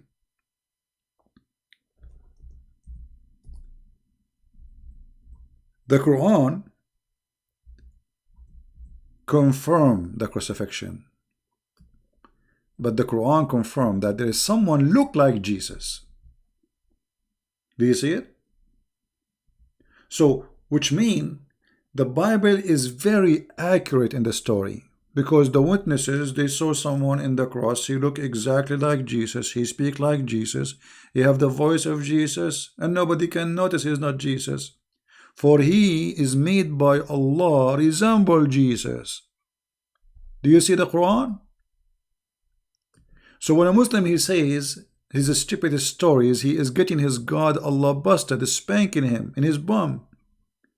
For the Quran confirm that there was a crucifixion, and the one who was in the cross, he looked exactly like Jesus.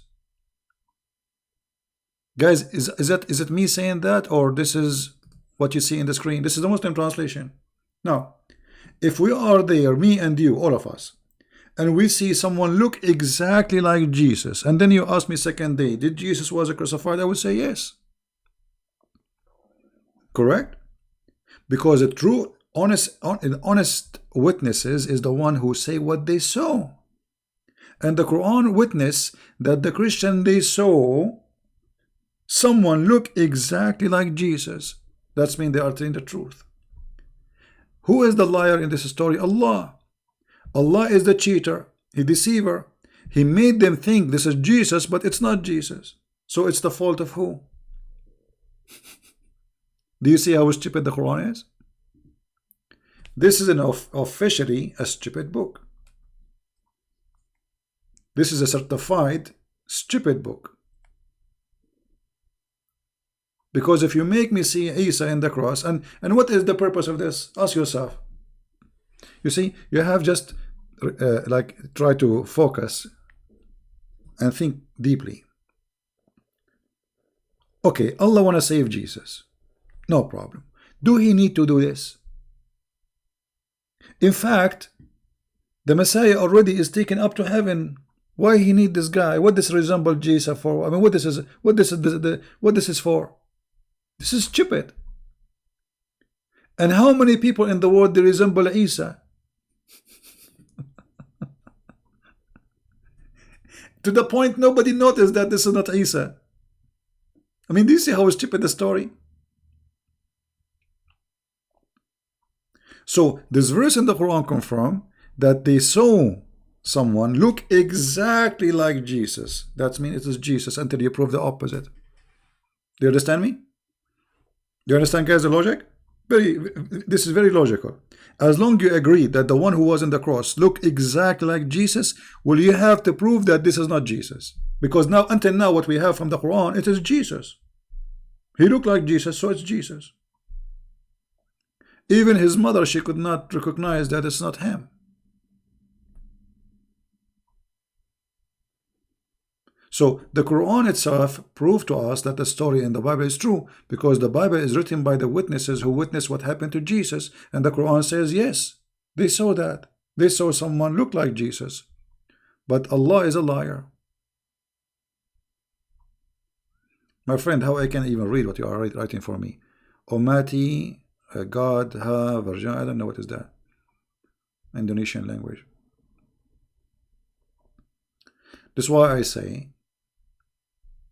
the Quran is a book written by a stupid idiot guy.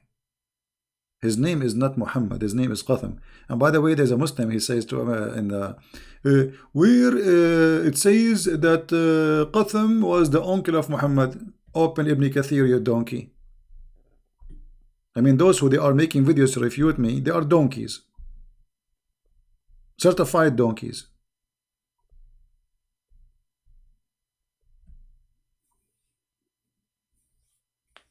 Read your books. Actually, I'm insulting donkeys when I say donkey. The donkeys are smart. And they are useful.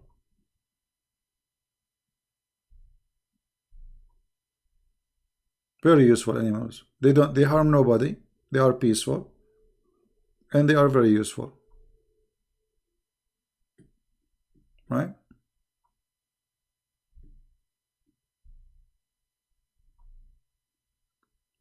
Anyway, we finish with the sky for today, and I want to say to you in a very simple words, Islam is the most stupid cult,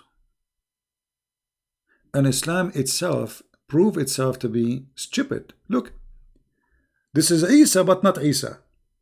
Huh? I'm getting dizzy now. So the one was on the cross is Isa, but it's not Isa. This is someone look like Isa. Aha! He looked like Isa, brother. Yes, brother. And what is the proof of this story of a guy who came 600 years after Isa? Or I mean, by the way, who's Isa? I mean, even the name, we do not know where the name is coming from. This is Isa, never heard of. This guy Muhammad, obviously, he had an accident. He was driving a Ferrari in a very high speed, and he hit the camel in front of him after they got oil in Saudi Arabia. And then he woke up. So now everything is mixed up. Yeshua became Isa. Jacob became Israel, but why he do not know. Abraham is the son of Azar, which is stupid. Mary is the sister of Aaron. This is what happened to you when you drive and you have an accident.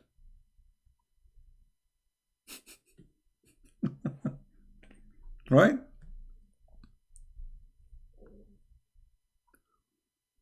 And look here, it says, but Allah raised him to him with his body and soul. Okay, why Allah raised him to him? What is this? Did he finish his mission? Why Allah even sent Jesus? I mean, what this, according to Islam, Jesus, he did nothing. According to Islam, there is not even a single Christian he believed in the true Christianity. That means Jesus' mission was a failure. Abraham was a failure. I mean, look at this stupid religion. The Muhammadan, they say, Allah, he sent 124,000 prophets. Only Muhammad book is saved.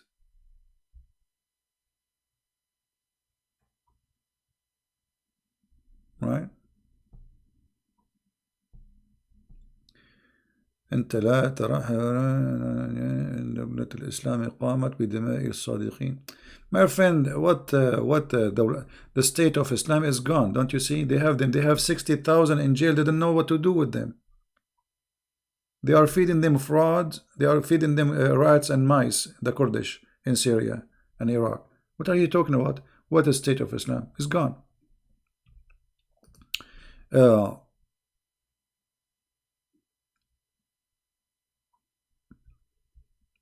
And look, just to show you how stupid this religion is. The verse before it have nothing to do with the verse after it.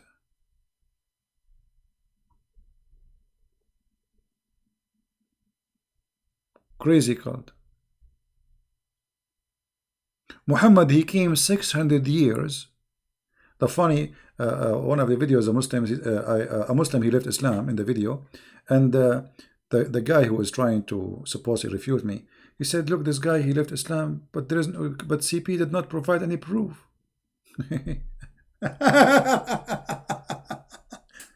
I'm using their book, and he admitted that there's no proof. And where is the proof that this has happened? You see, in Islam, even if you borrow $10, you have to bring 2 witnesses. Where is the 2 witnesses that Isa was not in the cross? Just 2 witnesses.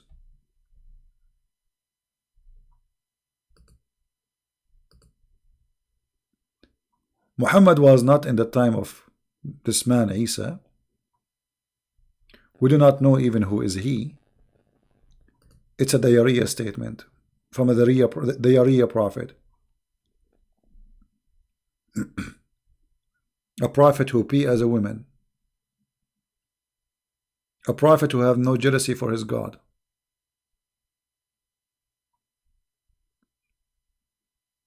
Anyway, today it's a Friday night. I'm losing my voice. I think we have enough time together. Thank God we did not lose the internet again. So I hope we have a good time. I will try always every Friday to open my Skype for people to call. So people, they can call me and we can share together. And I will do my best to answer you. All right?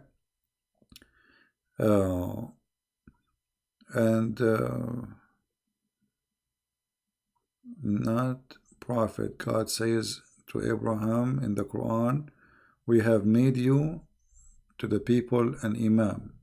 You know, Don, you have no idea what are you talking about. The prophet are the imam. The prophets are the imam, because when there's a prophet is exist, there's nobody can lead except him, for he is the imam. You are ignorant. You don't even know what the word imam mean. It is the one who lead the prayer, and if the prophet is exist, he is the highest between them, so he will lead.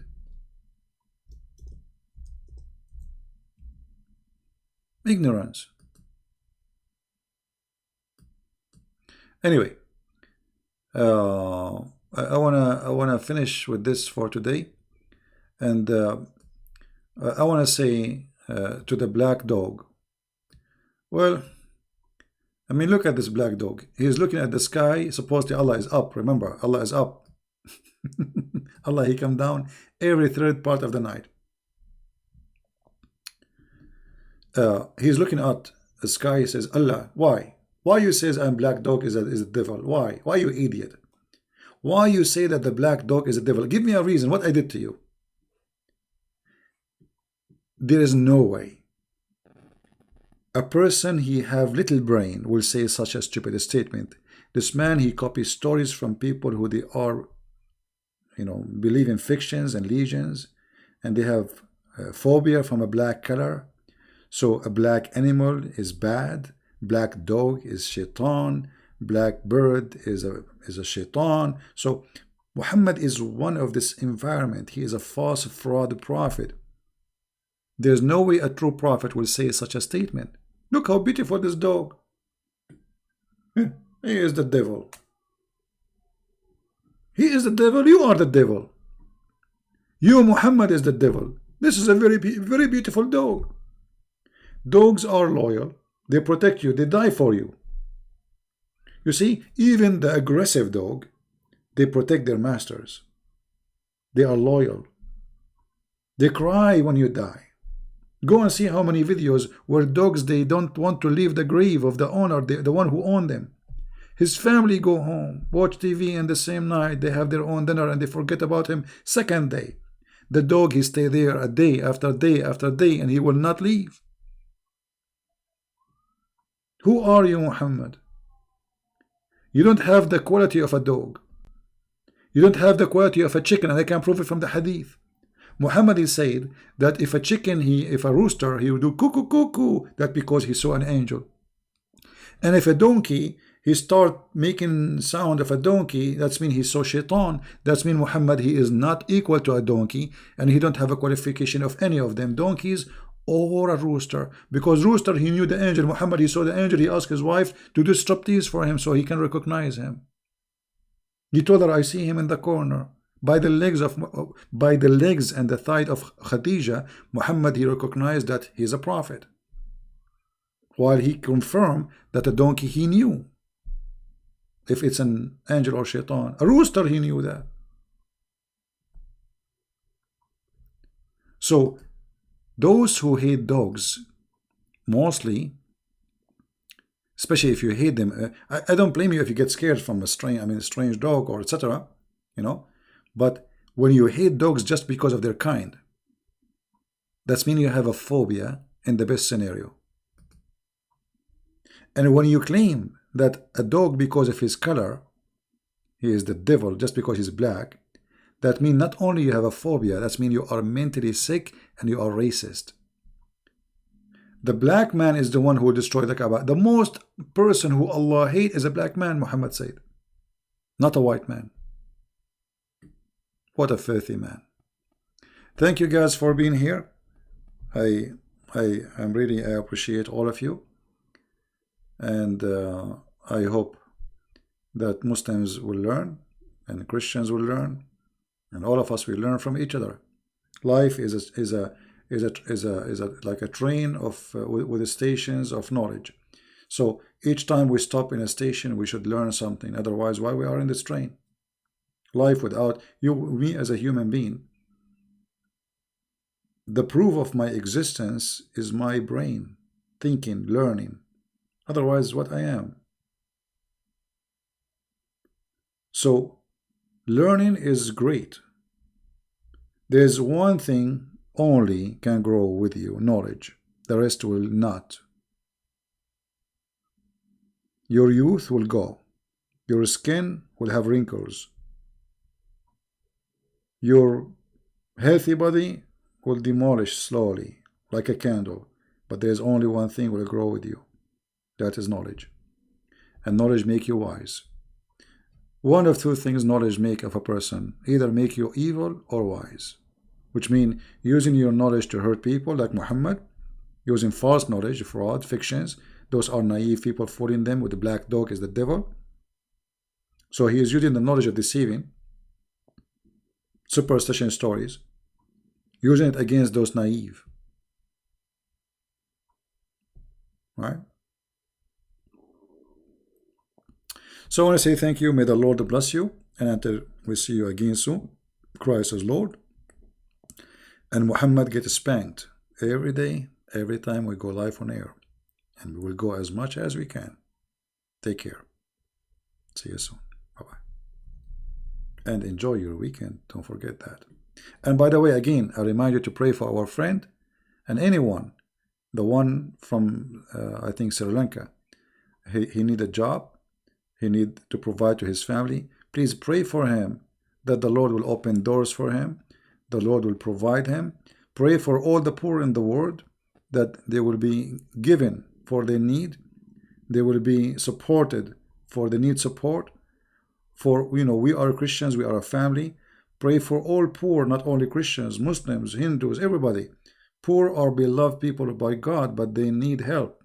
So we pray that the Lord, He will open doors for them so they can provide for their family, for their children. They can live a decent life and nobody can take, advantage of them.